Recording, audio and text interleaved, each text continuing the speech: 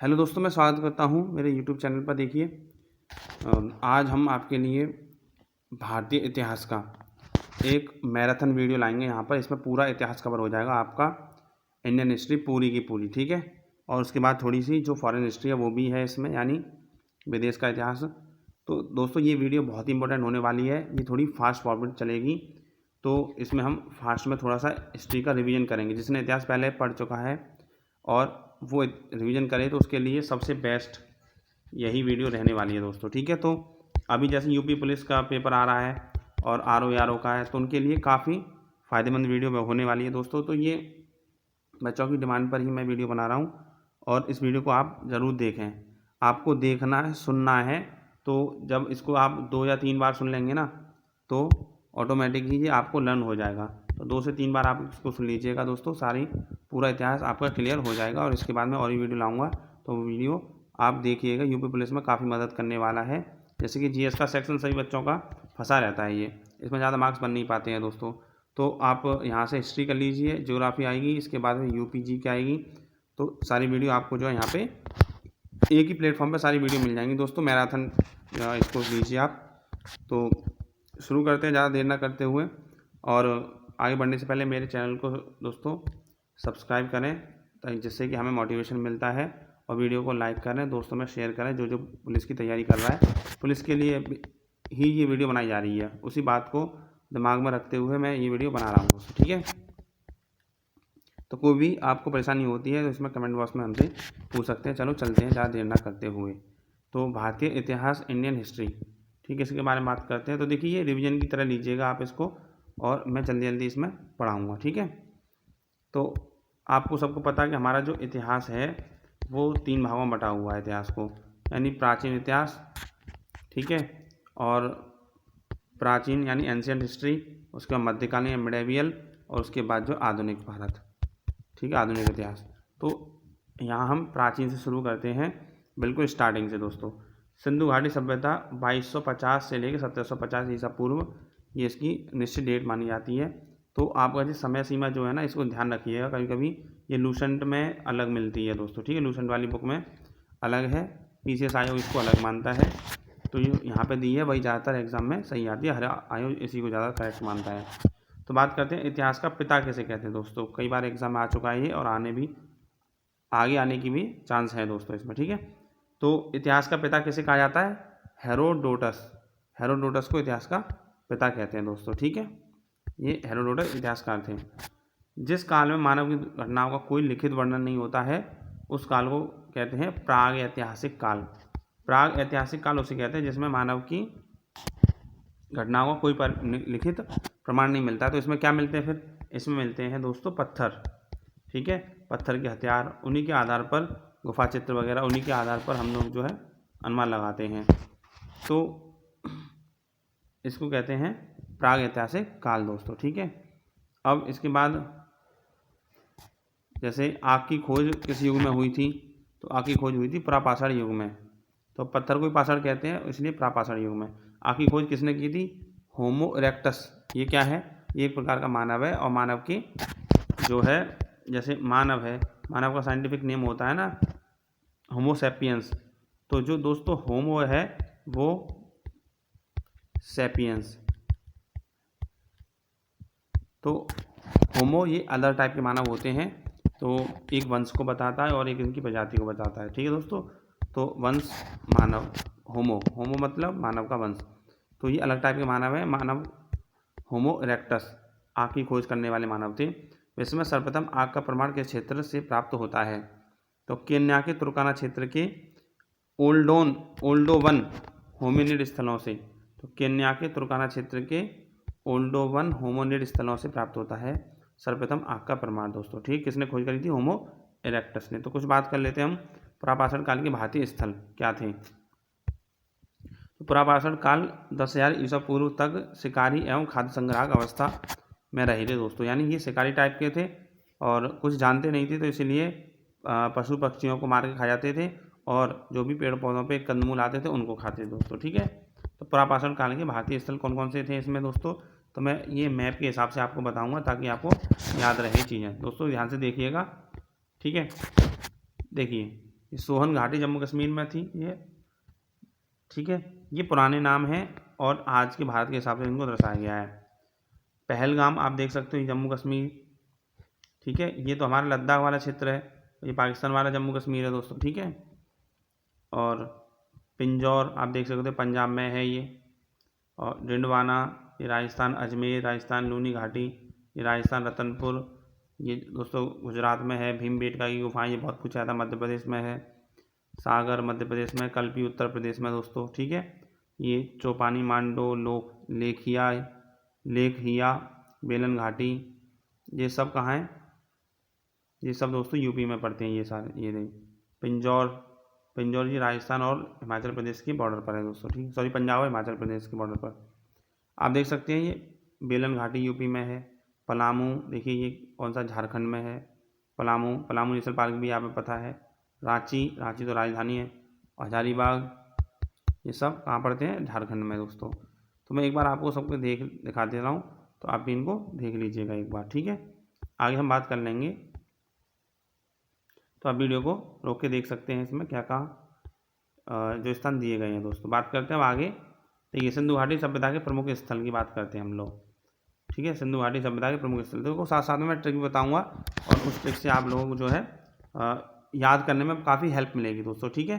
तो सिंधु घाटी सभ्यता के प्रमुख स्थल कौन से थे, तो देखो हम चाहते हैं कि काले कोट का रंग रूप लौटाए आलम व बनमाली। तो आप कई बार इसको बोल लेना, याद हो जाएगा। हम चाहते हैं कि काले कोट का रंग रूप लौटाए आलम व बनमाली। तो हाँ से हड़प्पा जो कि रावी नदी के तट पर है, पाकिस्तान में पड़ती है, 1921 में इसकी खोज करी थी दयाराम साहनी ने, ये खोज करता थे इसके, ठीक है दोस्तों। और बात करते हैं माँ से मोहनजोदड़ो। सिंधु नदी पाकिस्तान 1922 में, मतलब सिंधु नदी के पास पड़ता है ये मोहनजोदड़ो, और पाकिस्तान में है इस समय। 1922 में इसकी खोज करी थी राखालदास बनर्जी ने दोस्तों। तो देखो ये इनके खोजकर्ता ही पूछे जाते हैं। दयाराम साहनी ने 1921 में खोज करी थी हड़प्पा जो कि रावी नदी के तट पर है पाकिस्तान में, और राखालदास बनर्जी ने 1922 में खोज करी थी मोहनजोदड़ो, सिंधु नदी के पास में है ये पाकिस्तान में दोस्तों, ठीक है। और चाहते का मतलब होता है चहुंदड़ो, चाहते से चहुंदड़ो जो कि सिंधु नदी के पास है, पाकिस्तान में पड़ता है। कालीबंगा घग्गर नदी राजस्थान के पास में, ठीक है। कोट से बना कोट दीजी, कोट से क्या बना दोस्तों, कोट दीजी जो कि सिंधु नदी के पास है, सिंध में पड़ता है। सिंध पंजाब वाला क्षेत्र है, उसके आसपास पाकिस्तान में सिंध पड़ता है। रंग से रंगपुर भादर नदी गुजरात के पास में है दोस्तों। रूप से बना आपका रोपड़, सतलज नदी पंजाब में है, सतलज नदी के पास। लौटाई मतलब लोथल भोगवा नदी गुजरात। तो लोथल जो है क्या है ये दोस्तों, प्राचीन काल का बंदरगाह है ये, ठीक है। तो यहाँ से पश्चिम की तरफ काफ़ी व्यापार होता था दोस्तों। लौटाई मतलब लोथल हो गया, और आलम से मतलब आलमगीरपुर, हिंडन नदी उत्तर प्रदेश में पड़ता है ये, जो आज का गाज़ियाबाद के पास पड़ता है, ठीक है दोस्तों, गाज़ियाबाद है। बनमाली से बनावली जो कि रंगोई नदी के पास है, हरियाणा में। तो ये नदियाँ कैसे क्वेश्चन बनता है दोस्तों, इससे देखिए, या तो आपसे पूछेगा कि सिंधु घाटी सभ्यता के प्रमुख स्थलों में से कि रंगपुर कौन सी नदी के पास है, तो रंगपुर है भादर नदी के पास। तो या तो नदी का नाम पूछेगा दोस्तों, किसने खोज करी ये पूछेगा खोजकर्ता, और आज का ये कहाँ पड़ता है, ठीक है। तो जैसे पाकिस्तान पड़ता है या भारत में पड़ता है, अगर भारत में पड़ता है तो किस राज्य में पड़ता है, जैसे लोथल है जो गुजरात में दोस्तों, ठीक है। आलमगीरपुर है ये हमारे यहाँ पर यूपी में, ठीक है दोस्तों। तो काफ़ी इंपॉर्टेंट है ये, आप चाहो तो इन्हें इस ट्रिक से भी याद कर सकते हैं। बात करते हैं मध्य पाषाण काल के भारतीय स्थल। तो ये मध्य पाषाण काल की बात करते हैं। मध्य पाषाण काल में देखिए इसका समय सीमा चली थी 10,000 ईसा पूर्व से लेकर 6,000 ईसा पूर्व तक। ईसा पूर्व में समय उल्टा चलता है दोस्तों, ठीक है। तो इसको भी मैप की सहायता से थोड़ा देखेंगे हम कि मध्य पाषाण काल में कौन से स्थल जो है निकल के आए थे। तो देखो बागौर जो राजस्थान में पड़ता है, चंद्रावती ये राजस्थान में है दोस्तों, और लंगनाच और लोटेश्वर ये सब, और रतनपुरा गुजरात में। आदमगढ़ भीमबेटका पहले ही बताई थी, तो भीमबेटका कहाँ पड़ती है, मध्य प्रदेश में, ठीक है। बागोर 1 और बागोर 2 हैं ये, बागोर मध्य प्रदेश में पड़ता है दोस्तों। और देखो यूपी में महादहा, दमदमा, सराय नहर राय, ये सब यहाँ महागरा, स्वाग घाटी, चौपानी मांडो, ये सब यूपी में, ठीक है। लेखिया, पैसरा, ये बिहार में है दोस्तों, ठीक। वीरभानपुर पश्चिम बंगाल में है। संबलपुर हमारा है ये आंध्र प्रदेश में। और सुंदरगढ़ ये भी आंध्र प्रदेश में दोस्तों। तो ये आज का भारत नहीं है, ये पुराना, ये तो देखो मैप तो बनाया आज के भारत के हिसाब से, तो राज्य पता चल जाते हैं कौन से राज्य में क्या है। लेकिन ये स्थल है, ये मध्य पाषाण काल के स्थल हैं दोस्तों, ठीक है। टेरी स्थल तमिलनाडु में है और तेनमलाई केरल में है दोस्तों। अब यहाँ से बात करते हैं, आपको सब समझ में आएगा, वन लाइनर क्वेश्चन है ये, ध्यान से आप इनको समझिएगा दोस्तों। हड़प्पा के लोगों की सामाजिक पद्धति कैसी थी? तो सामाजिक पद्धति, सोशल सिस्टम कैसा था इनका? उचित समतावादी था, ये सब लोग यहाँ पर समान रूप से रहते थे, किसी में भेदभाव ज़्यादा नहीं था। हड़प्पा की सभ्यता में हल से खेत जोतने का साक्ष्य कहाँ से मिला? ये कालीबंगा से मिला है, हल से खेत जोतने का साक्ष्य। तो दोस्तों यहाँ पे जो है, जैसे हल चलता है ना, तो लाइनिंग हो जाती है खेत में, ऐसे ऐसे लाइन हो जाती है, इन लाइनों को क्या बोलते हैं? इनको बोलते हैं सीता, ठीक है दोस्तों। तो कालीबंगा में खेत जोतने के साक्ष्य मिले। सैंधव सभ्यता की ईंटों का अलंकरण कालीबंगा से प्राप्त हुआ है दोस्तों। सैंधव सभ्यता की ईंटों का अलंकरण, क्योंकि ईंट काफ़ी भारी होती थी दोस्तों, ठीक है, 16 की माप में रहती थी ईंट जो है, और या कोई भी बाट जो होते थे। प्रभाषण युग में मानव की जीविका का मुख्य आधार क्या था? तो शिकार करना मुख्य आधार था मानव की जीविका का प्रभाषण काल में, ठीक है दोस्तों। पहिए का आविष्कार किस युग में हुआ था? ये बहुत इंपॉर्टेंट सवाल है। नवपाषाण युग में पहिए का आविष्कार हुआ। हड़प्पा सभ्यता का प्रचलित नाम कौन सा? सिंधु घाटी की सभ्यता प्रचलित नाम है दोस्तों। सिंधु घाटी की सभ्यता का काल क्या माना जाता था? अभी मैंने बताया था 2250 से लेकर 1750 ईसा पूर्व तक। और मोहनजोदड़ो कहाँ स्थित है? ये सिंध प्रांत पाकिस्तान में स्थित है दोस्तों, ठीक है। सिंधु घाटी सभ्यता में सर्वप्रथम घोड़े के अवशेष कहाँ मिले थे? तो सुरकोटदा में घोड़े के अवशेष प्राप्त हुए थे दोस्तों। लेकिन पीसीएस आयोग इस बात को नहीं मानता है, घोड़े के साक्ष्य मिले थे, लेकिन आप याद रखना सुरकोटदा मिले थे। सिंधु घाटी सभ्यता के लोगों का मुख्य व्यवसाय क्या था दोस्तों? कृषि था। सिंधु घाटी सभ्यता के मुख्य व्यवसाय लोगों का क्या था? व्यवसाय था दोस्तों कृषि, ठीक है। हड़प्पा की सभ्यता किस युग की सभ्यता थी? तो कांस्य युगीन सभ्यता भी कहते हैं, क्योंकि यहाँ पे कांसे के औजार ज़्यादा मिले थे दोस्तों, ठीक है। सिंधु घाटी की सभ्यता में घर किससे बने थे? तो ईंटों से बने थे घर, पूरे घर ईंटों से बनाए जाते थे। मसाले तो होते नहीं थे कि सीमेंट कहाँ से लाएँ, सब ईंटों से बने होते दोस्तों, ठीक है। ईंट काफ़ी बड़ी बड़ी साइज की होती है, आज की जो ईंट है उससे काफ़ी बड़ी। हड़प्पा सभ्यता की खोज सर्वप्रथम किसने करी? तो दयाराम साहनी ने हड़प्पा सभ्यता की खोज करी 1921 में, पहले बताया था मैंने दोस्तों, ठीक है। देखिए नवपाषाण काल आ जाता है। नवपाषाण काल में यही जो है पेपर में यहाँ से पूछ जाता है, जैसे बुरजोम कहाँ है? बुरजोम जम्मू कश्मीर में दोस्तों, ठीक है। काफ़ी पूछा जाता है ये बुरजोम वाला चक्कर, क्योंकि बुरजोम में कब्र मिली थी, उस कब्र में जो है कुत्ता और आदमी एक साथ दफनाए गए थे। तो इससे पता चलता है कि कुत्ता काफ़ी प्रिय पशु होता था नवपाषाण काल के युगों का, यानी सिंधु घाटी सभ्यता के लोगों का। तो आप देख सकते हो मेहरगढ़ कहाँ पे? आज के पाकिस्तान में। कोटदीजी पाकिस्तान में, आमरी, कुल्ली, ठीक है, ये सब पाकिस्तान में पड़ते हैं दोस्तों। बुरजोम जम्मू कश्मीर में पड़ता है। तो आप देख सकते हैं, ये यहाँ से आगे बढ़ेंगे सब वहाँ पे समझ में आ जाएगा। ये हड़प्पा कालीन स्थल है दोस्तों।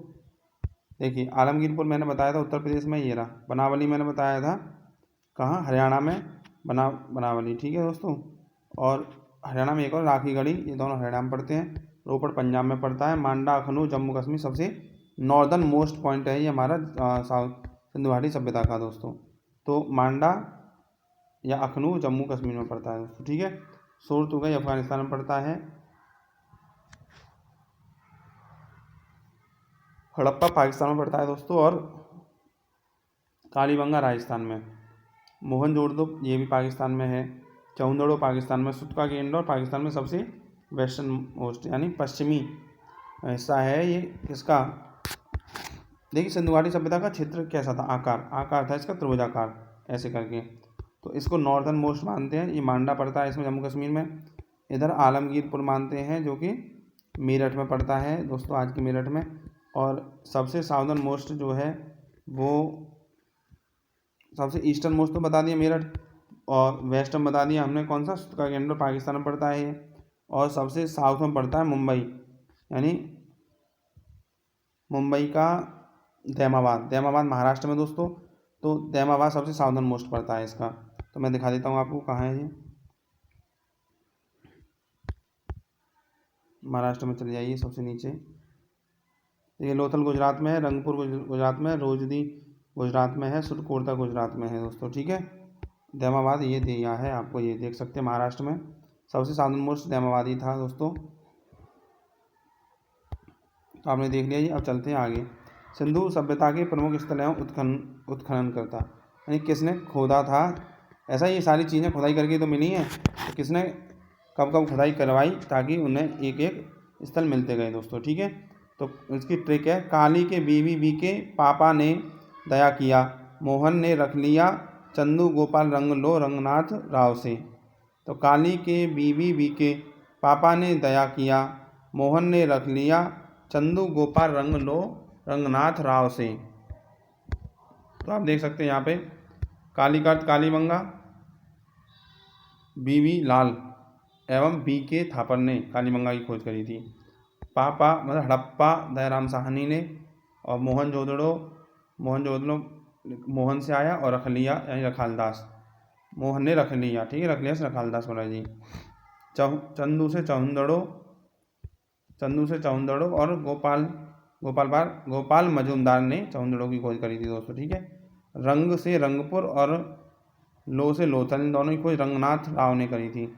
रंग से रंगपुर और लोथल, दोनों ही गुजरात में पड़ते हैं दोस्तों। ठीक है, आगे देखते हैं यहाँ पे।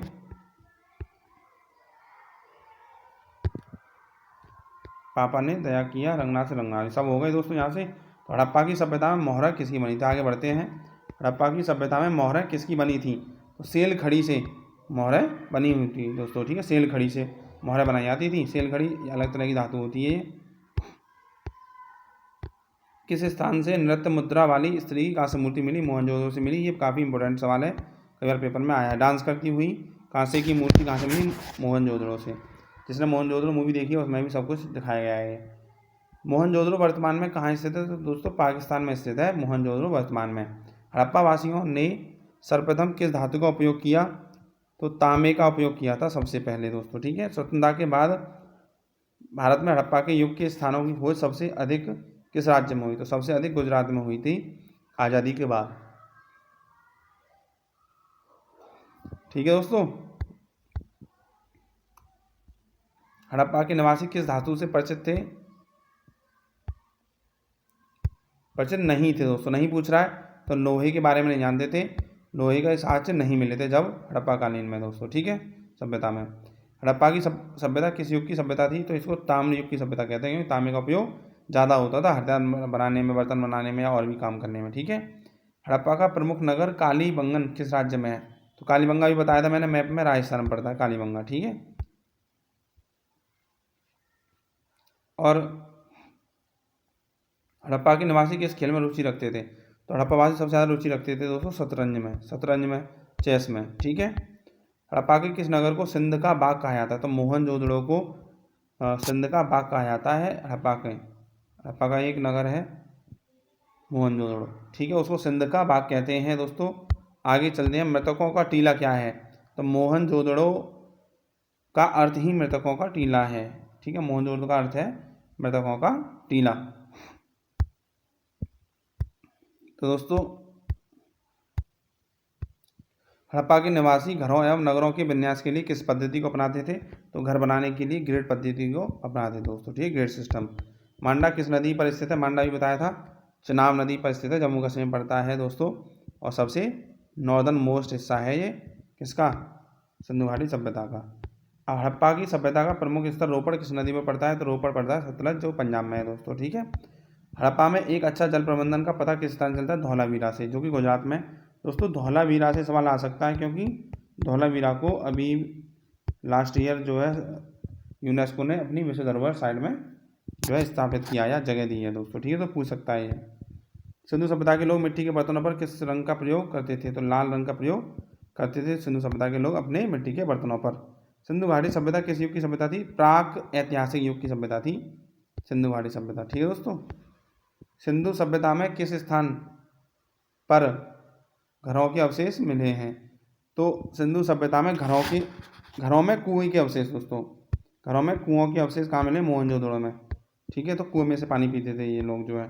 सिंधु सभ्यता की खोज का श्रेय किसे दिया जाता है? तो दयाराम साहनी जी को और R.D. बनर्जी को। दयाराम साहनी और R.D. बनर्जी, इन दोनों ने मिलकर ही सिंधु सभ्यता की खोज कर डाली दोस्तों। ठीक है,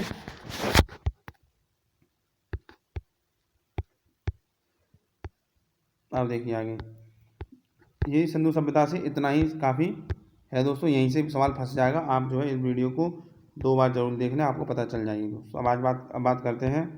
वैदिक संस्कृति 1500 ईसा पूर्व से 600 ईसा पूर्व चली थी, वैदिक संस्कृति। ठीक है, या वैदिक काल, जो कि 1500 से 600 ईसा पूर्व चला था। आर्य शब्द का अर्थ क्या है दोस्तों, ये बताइए। तो आर्यों की सभ्यता भी इसको कहा जाता है, वैदिक संस्कृति को दोस्तों। आर्य शब्द का शाब्दिक अर्थ है श्रेष्ठ या कुलीन, यानी कुल के लोग, राजा के कुल के लोग या श्रेष्ठ लोग होते थे उनको आर्य कहा जाता है। आर्यों की भाषा क्या थी? संस्कृत थी दोस्तों। आर्यों की भाषा क्या थी? संस्कृत। ये भी सवाल कई बार पेपर में आया है। और आर्यों का मुख्य व्यवसाय क्या था? पशुपालन एवं कृषि। पशुपालन और कृषि आर्यों का मुख्य व्यवसाय था दोस्तों। ठीक है, आर्यों ने सर्वप्रथम किस धातु की खोज करी? तो सर्वप्रथम लोहा धातु की खोज करी थी आर्यों ने, क्योंकि सिंधु घाटी सभ्यता में तो लोहा को यूज जानता भी नहीं था, यूज करना तो बहुत दूर की बात है। उत्तर वैदिक काल के वेद विरोधी और ब्राह्मण विरोधी धार्मिक अध्यापकों को क्या कहा जाता था? तो श्रमण कहा जाता था। ऐसे अध्यापकों को जो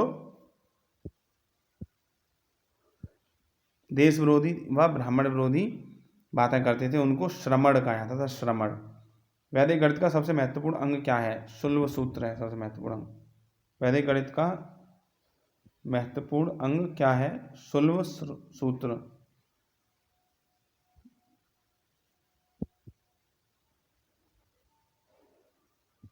ठीक है दोस्तों, अब चलते हैं नेक्स्ट। इसमें क्या है देखिए,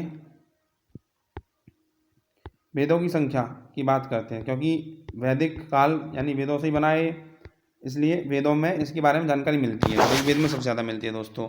तो वेदों की संख्या 4 है। सारी अयजु मतलब सामवेद, सबको पता ही है। सामवेद, ऋग्वेद, अथर्ववेद और यजुर्वेद, 4 वेद हैं, सबको पता है दोस्तों। तो वेदों की संख्या कितनी है? 4 है दोस्तों। ठीक है, वेदों के बारे में थोड़ा बहुत जान लेते हैं। सबसे प्राचीन वेद कौन सा है? ऋग्वेद है सबसे प्राचीन। किस वेद के द्वारा वैदिक संस्कृति के बारे में ज्ञान प्राप्त होता है? तो ऋग्वेद के द्वारा होता है दोस्तों। ठीक है, भारत के राजचंद्र में लिखा सत्यमेव जयते किस उपनिषद से लिया गया है? मुंडकोपनिषद। ये मुंडकोपनिषद जो है ऋग्वेद का ही उपनिषद है दोस्तों। ठीक है, और बात करते हैं भारतीय संगीत का आदि ग्रंथ किस वेद को कहा जाता है? तो सामवेद को भारतीय संगीत का आदि ग्रंथ कहा जाता है दोस्तों। ठीक है, प्रथम विधि निर्माता कौन है? मनु पहले विधि निर्माता है। मनुस्मृति रचना किसने करी? खुद मनु ने करी थी। कृष्ण भक्ति का प्रथम एवं प्रधान ग्रंथ कौन सा है? कृष्ण भक्ति का प्रथम एवं प्रधान ग्रंथ कौन सा है? श्रीमद् भगवद गीता है कृष्ण भक्ति के लिए दोस्तों। ठीक है, ऋग्वेद में संपत्ति का मुख्य रूप क्या है? गाय या गोधन। ठीक है दोस्तों, गाय या गोधन ऋग्वेद में संपत्ति का मुख्य रूप है। नेक्स्ट है दोस्तों, किस मंडल में शूद्रों का उल्लेख ऋग्वेद में सर्वप्रथम मिलता है? तो 10वें मंडल, ऋग्वेद के 10वें मंडल में शूद्रों का उल्लेख मिलता है दोस्तों। ठीक है, पुराणों की संख्या कितनी है? पुराणों की संख्या है दोस्तों 18 पुराण, 18 पुराण है हमारे पास। और वैदिक धर्म का मुख्य लक्षण किसकी उपासना था? तो वैदिक धर्म का मुख्य लक्षण प्रकृति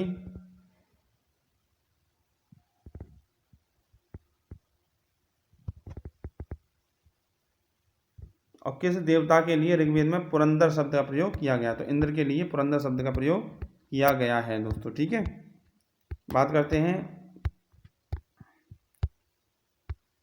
अच्छा, उपवेदों की संख्या कितनी है? 4 है दोस्तों ये भी। तो गंध सी आय आती है इसमें से, उपवेदों में कैसे? गंध सी आय। ये ट्रिक है और कुछ नहीं है, याद करने के लिए बना दी गई है। तो गा से गंधर्ववेद, धा से धनुर्वेद, सा से शिल्पवेद और आ से आयुर्वेद। ठीक है, तो गंग से गंधर्व वेद, धा से धनुर्वेद, सी से शिल्प वेद, आय से आयुर्वेद। ठीक है दोस्तों, ये 4 उपवेद हैं वेदों के। ठीक है, आप याद रखना, गंधर्ववेद, धनुर्वेद, शिल्पवेद और आयुर्वेद। ठीक है, अभी हमने पढ़ा था शुल्ब सूत्र। ये क्या था शुल्ब सूत्र? यहाँ पढ़ा था हमने, वैदिक गणित का महत्वपूर्ण अंग क्या है? शुल्ब सूत्र वैदिक गणित का महत्वपूर्ण अंग है दोस्तों। ठीक है, तो शुल्ब सूत्र किस विषय से संबंधित है? ज्यामिति से।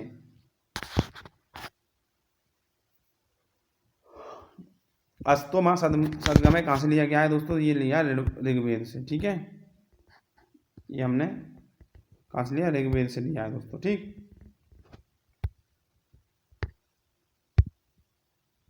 आर्य भारत से आकर सर्वप्रथम कहाँ बसे थे? तो आर्य भारत से आकर सर्वप्रथम पंजाब में बसे थे दोस्तों। ऋग्वेद का कौन सा मंडल पूर्णतः सोम को समर्पित है? तो कौन सा मंडल है जो कि पूरी तरह से सोम को समर्पित है? तो वह 9वां मंडल दोस्तों। ठीक है, 10 राजाओं का प्रसिद्ध युद्ध दशराग युद्ध किस नदी पर हुआ था? ये बहुत पूछा जाता। परशुणी नदी पर हुआ था। विपाशा नदी कहते हैं परशुणी को इस समय। ठीक है, 10 राजाओं का बीच में युद्ध हुआ था।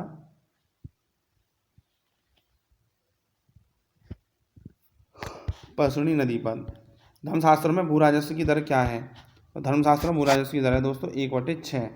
यानी अगर कोई राजा 6 रुपये कमा रहा है तो उससे 1 रुपया टैक्स के रूप में वसूलना चाहिए। वेदों की संख्या 6 है दोस्तों। वेदों की बात करते हैं, वेदांगों। देखिए, वेद, उपवेद और वेदांग अलग अलग चीज़ें हैं। तो निशि कब जाए 6, तो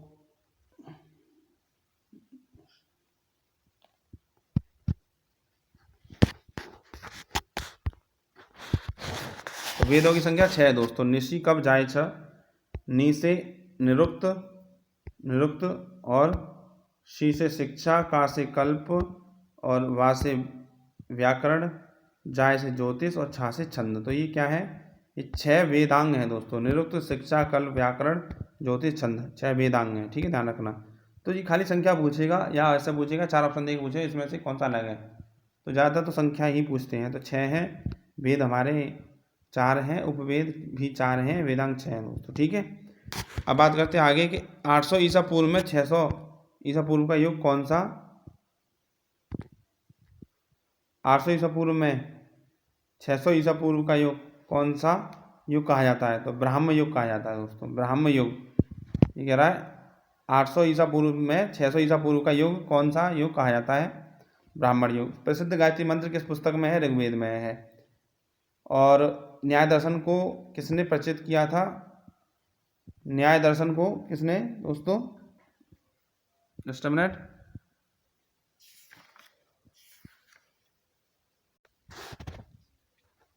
तो दोस्तों हम बात कर रहे थे प्रमुख दर्शन एवं उसके प्रवर्तक की। तो इसकी ट्रिक है, चाचा पतंजलि योग कराते हैं, गौतम न्याय, कपिल शख नहीं ये शंख बजाते हैं, जा पूर्वी बद्री उत्तर में, कनाद उल्लू विशेष है। तो ये क्या है दोस्तों? ये है प्रमुख दर्शन और उसके प्रवर्तक कौन हुए। तो हमारे यहाँ पे दर्शन कितने हैं? तो बात करते हैं जैसे चावार्क दर्शन, योग दर्शन, न्याय दर्शन और सांख्य दर्शन, और पूर्वी यानी पूर्व मीमांसा दर्शन, उत्तर मीमांसा दर्शन और वैशेषिक दर्शन। तो इतने दर्शन हमारे यहाँ पे हैं दोस्तों। और इनके प्रवर्तक यानी इनको बढ़ावा किसने दिया, बनाए किसने ये? तो दोस्तों चावार्क दर्शन खुद चावार्क ने बनाए थे, और पतंजलि ने योग दर्शन, और गौतम न्याय दर्शन। या न्याय दर्शन के प्रवर्तक गौतम को माना जाता है।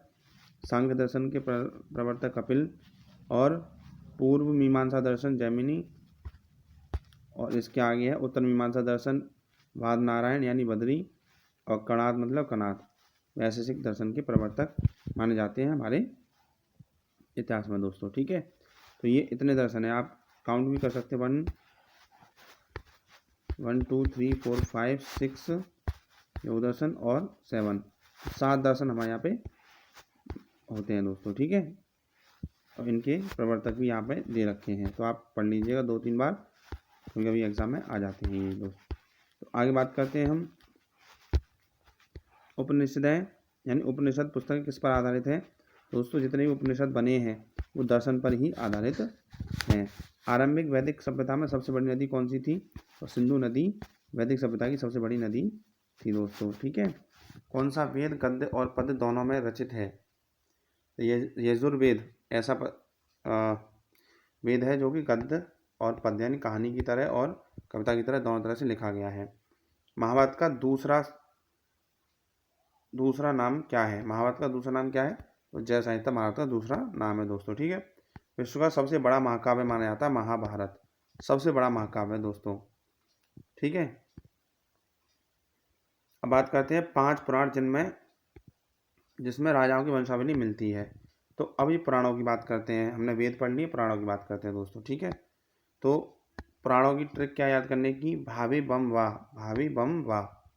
तो भा फॉर भागवत पुराण, वी फॉर विष्णु पुराण, बा फॉर ब्राह्मण पुराण और मा फॉर मत्स्य पुराण, वा फॉर वायु पुराण। तो भावी बम वाह, भावी बम वाह, भगवत पुराण, विष्णु पुराण, ब्राह्मण पुराण, मत्स्य पुराण और वायु पुराण। ठीक है, तो आप देख सकते हैं 5 पुराण है यहाँ पे। महाभारत के रचयिता कौन है दोस्तों? तो महाभारत के रचयिता है वेद व्यास। ठीक है, रामायण किसके द्वारा रचित पुस्तक है? तो वाल्मीकि ने रामायण लिखी थी दोस्तों, सबको पता है। उपनिषद काल के राजा अश्वपति किस राज्य के शासक थे? कैके राज्य के शासक थे अश्वपति। आध्यात्मिक ज्ञान के संबंध में नचिकेता और यम का संवाद किस उपनिषद से प्राप्त होता है? तो कठोपनिषद में नचिकेता और यम का संवाद मिलता है दोस्तों। ठीक है, यम फॉर यमराज। वैदिक नदी कुंभा का स्थान कहाँ है? तो कुंभा है अफगानिस्तान में, काबुल में। ठीक है दोस्तों, अफगानिस्तान की राजधानी है। कपिल मुनि द्वारा प्रतिपादित की गई दार्शनिक प्रणाली कौन सी थी? तो कपिल मुनि अभी बताया था सांख्य दर्शन के प्रवर्तक माने जाते हैं दोस्तों। ठीक है, भारत के किस स्थल की खुदाई में लौह धातु के प्रचलन के प्रमाण मिले? तो अतरंजी खेड़ा, मैंने बताया था, ये अभी बताया, तो अब समझ लो। एटा में पड़ता है अतरंजी खेड़ा। और सिंधु सभ्यता का, ये कह सकते हैं आप कि सिंधु सभ्यता का सबसे पूर्वी हिस्सा अब यही है। ठीक है, अब तक तो पूर्वी माना जाता था कि जो मेरठ वाला हिस्सा जो था दोस्तों। ठीक है, लेकिन अब अतरंजी खेड़ा एटा का है यहाँ पे। ठीक है, जहाँ पे लोह धातु के साक्ष्य मिले हैं। किस वेद का संकलन ऋग्वेद पर आधारित है? तो सामवेद का संकलन ऋग्वेद पर आधारित है दोस्तों। कर्म का सिद्धांत किससे संबंधित है? मीमांसा से संबंधित है कर्म का सिद्धांत। चरक संहिता किससे संबंधित है? चरक है चिकित्सा से। तो चरक नाम के एक बहुत बड़े चिकित्सक थे, इन्होंने चरक संहिता लिखी दोस्तों। ठीक है, जिसमें सर्जरी वगैरह के बारे में बताया गया है। बहुत बड़े सर्जन थे ये जो है चरक। यज्ञ संबंधी विधि विधानों का पता किस वेद से चलता है?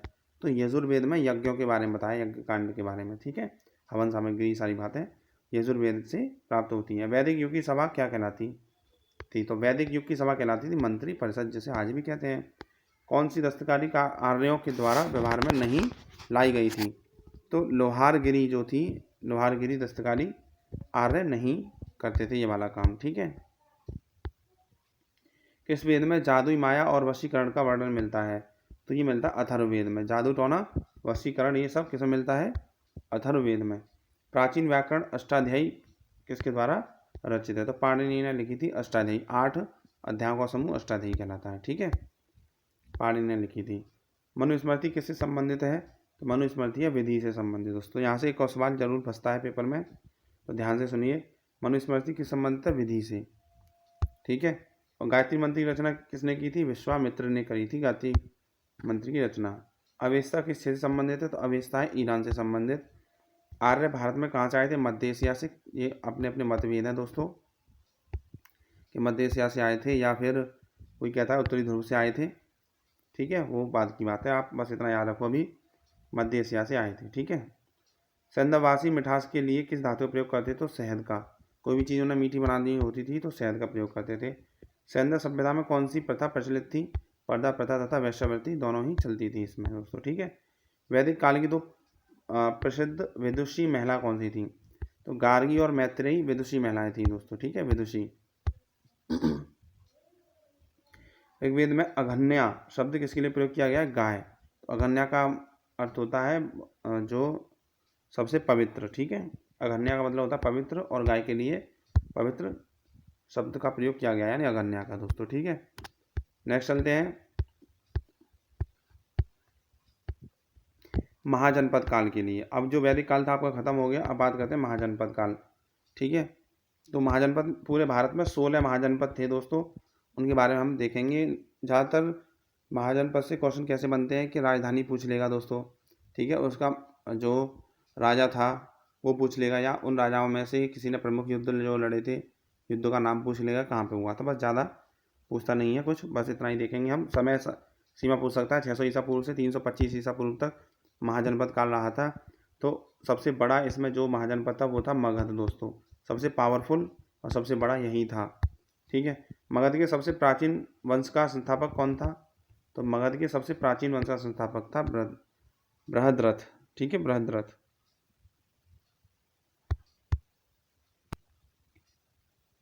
और दोस्तों बिम्बिसार का संबंध किस वंश से था? हर्यक वंश। ठीक है, सबसे प्राचीन वंश का संस्थापक तो बृहद्रथ था, इसके वंश का नाम पता नहीं क्या है, लेकिन बृहद्रथ के बाद में ये आया हर्यक वंश, और हर्यक वंश के संस्थापक थे बिम्बिसार। ठीक है, बिम्बिसार, बिंदुसार नहीं है ये। हर्यक वंश के किस शासक को कुणिक कहा जाता था? तो अजातशत्रु को कुणिक कहा जाता था। ये बिम्बिसार का बेटा था अजातशत्रु। ठीक है, इसने अपने पिताजी को ही मार दिया था। किस शासक ने गंगा व सोन नदियों पर पाटलिपुत्र नामक नगर की स्थापना करी थी? तो ये उदयन ने करी थी। देखिए, हर्यक वंश का संस्थापक था बिम्बिसार, बिम्बिसार का बेटा था अजातशत्रु, अजातशत्रु ने अपने पिता को मारा, और इसका बेटा था उदयन, उदयन ने अपने पिता को अजातशत्रु को मारा। ठीक है, तो इनको हिस्ट्री में पितृहंता के नाम से भी जाना जाता है, पितृहंता। ठीक है, और इसके बाद कौन सा वंश जो पितृहंता हुआ था वो था मुगल। ठीक है दोस्तों, तो मुगल साम्राज्य जो था उसमें भी पितृहंता थी, लेकिन सवाल पूछा जाता है कि हिंदुओं में कौन पितृहंता वंश रहा है, तो आप कहोगे हर्यक वंश। ठीक है, सिकंदर महान की मृत्यु किस वर्ष और कहाँ हुई थी? 323 ईसा पूर्व बेबीलोन इराक में हुई थी दोस्तों। ठीक है, सिकंदर महान बेबीलोन में चौगान खिलते हुए। सिकंदर महान ने भारत पर आक्रमण किस वर्ष किया था? 326 ईसा पूर्व जो है सिकंदर महान ने भारत पर आक्रमण किया था। सिकंदर का मुख्य युद्ध किस नाम से जाना जाता है? हाइडेस्पीस के नाम से, यानी झेलम का युद्ध था ये दोस्तों, झेलम नदी के पास हाइडेस्पीस के नाम से जाना जाता है। बहुत भयंकर युद्ध हुआ था ये। सिकंदर के युद्ध का क्या महत्व है? यूरोप से भारत के लिए थलमार्ग खुल गया था। जब सिकंदर जब यहाँ आया था तो यूरोप से भारत के लिए थलमार्ग खुल गया था पूरी तरह से। प्रथम ईरानी शासक जिसने भारत के कुछ भाग को अपने अधीन कर लिया था वो था डेरियस। तो ईरानी शासक था जिसने भारत के कुछ भाग को जीत लिया था, अपने अधीन कर लिया, डेरियस नाम के शासक ने। नंद वंश का अंतिम सम्राट कौन था? तो घनानंद या धनानंद, कहीं कहीं घनानंद लिखा रहता है, तो घनानंद जो है सबसे अंतिम नंद वंश का सम्राट था, और इसके बाद आया था मौर्य वंश दोस्तों। और मौर्य वंश का शासक कौन था? मौर्य वंश का शासक था चंद्रगुप्त मौर्य, यानी यही संस्थापक भी था। ठीक है, जिसने मौर्य वंश स्टार्ट किया था दोस्तों भारत में, यानी मगध साम्राज्य पर।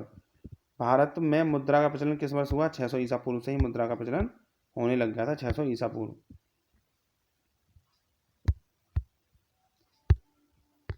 किस शासक ने अवंती को जीतकर मगध का हिस्सा बना दिया?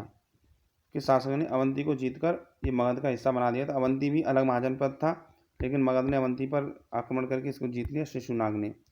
तो मौर्य वंश के बाद आया था शिशुनाग वंश। ठीक है, 6ठी सदी में भारत का सबसे शक्तिशाली राज्य कौन था?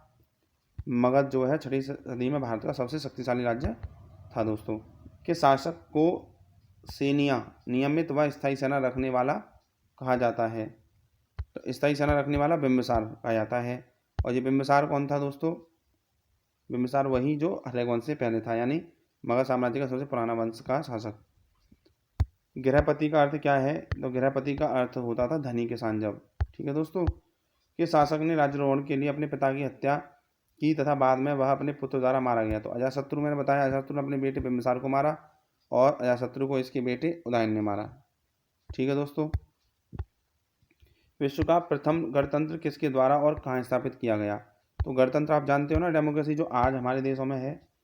आज ज़्यादातर जो सरकार चलाने की सबसे बड़ी व्यवस्था पूरे दुनिया में जहाँ छाई है वो डेमोक्रेसी है, गणतंत्र। पहले राजतंत्र हुआ करते थे, इसलिए सवाल बनता है क्योंकि एकाधी राज्यों में, या आप कह सकते हो महाजनपदों में गणतांत्रिक व्यवस्था थी, तो वो वैशाली में थी।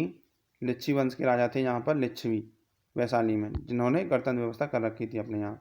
महाजनपदों का उदय किस शताब्दी में हुआ? तो 6ठी शताब्दी में महाजनपदों का उदय हुआ था। किस जैन ग्रंथ में 16 महाजनपदों का वर्णन है जो अंगुत्तर निकाय से थोड़ा अलग है? अंगुत्तर निकाय है ये, और भगवती सूत्र में 16 महाजनपदों का वर्णन दिया है दोस्तों, और ये जो है भगवती सूत्र जैन ग्रंथ माना जाता है। ठीक है दोस्तों। भारत में प्रथम यूरोपीय आक्रमण किसके द्वारा किया गया है? तो यूनानियों के द्वारा किया गया था भारत में प्रथम आक्रमण, यूरोपीय आक्रमण। किस शासक को उग्रसेन कहा जाता था? तो महापद्म नंद को उग्रसेन कहा जाता था। नेक्स्ट है दोस्तों, सिकंदर के साथ भारत आने वाला इतिहासकार कौन था? तो हेरोडोटस सिकंदर के साथ भारत आने वाला इतिहासकार था, और इसी को भारत का और इतिहास का जनक भी कहा जाता, फादर ऑफ हिस्ट्री। ठीक है, हेरोडोटस। काशी और लिच्छवी का विलय मगध साम्राज्य में किसने किया था? तो काशी और लिच्छवी का विलय मगध साम्राज्य में अजातशत्रु ने किया था दोस्तों। तो आप देख रहे हो, पहले इससे पहले जो है एक क्वेश्चन था मैंने कि अवंती को जीतकर मगध का हिस्सा बनाया था शिशुनाग ने। ठीक है, और काशी को और लिच्छवी को जीतकर अजातशत्रु ने मगध में मिला दिया था दोस्तों। अजातशत्रु का उपनाम था कुणिक, कुणिक। ठीक है, अजातशत्रु का उपनाम ही पूछा जाता है बहुत। सिकंदर का मुख्य युद्ध किसके साथ हुआ था? तो पोरस के साथ हुआ था, वही झेलम का युद्ध जो है दोस्तों। ठीक है, झेलम का युद्ध, हाइडेस्पिस का युद्ध पोरस के साथ हुआ था। पोरस के राजा जो थे वो हमारे भारत के थे। ठीक है, और पाली ग्रंथों में गांव के मुखिया को क्या कहा जाता है? तो ग्राम भोजक। तो पाली ग्रंथों में गांव के मुखिया को ग्राम भोजक कहा जाता है। और उज्जैन का प्राचीन नाम था अवंतिका दोस्तों, उज्जैन वाला क्षेत्र था अवंती जो है। ठीक है, नंदवंश का संस्थापक कौन था? महापद्म नंद। तो महापद्म नंद का बेटा ही था कौन? घनानंद दोस्तों। ठीक है, अब चलते आगे। 16 महाजनपद जो थे वो भारत के मैप में मैं आपको दिखा देता हूँ कहाँ कहाँ पे क्या था दोस्तों। तो जैसे आप देख सकते हैं, देखिए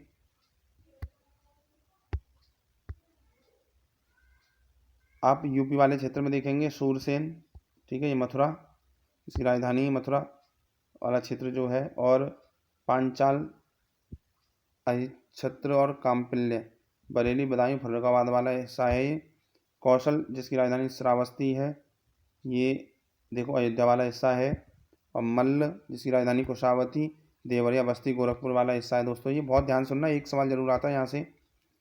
काशी, काशी की राजधानी वाराणसी, जो आज वाराणसी वाला क्षेत्र है वो काशी साम्राज्य हुआ करता था। वज्जी जो है दोस्तों, वो वज्जी की राजधानी वैशाली थी, जो आज का विधेय, मिथिला, या आप कह सकते हो मुजफ्फरपुर, दरभंगा वाला हिस्सा है ये।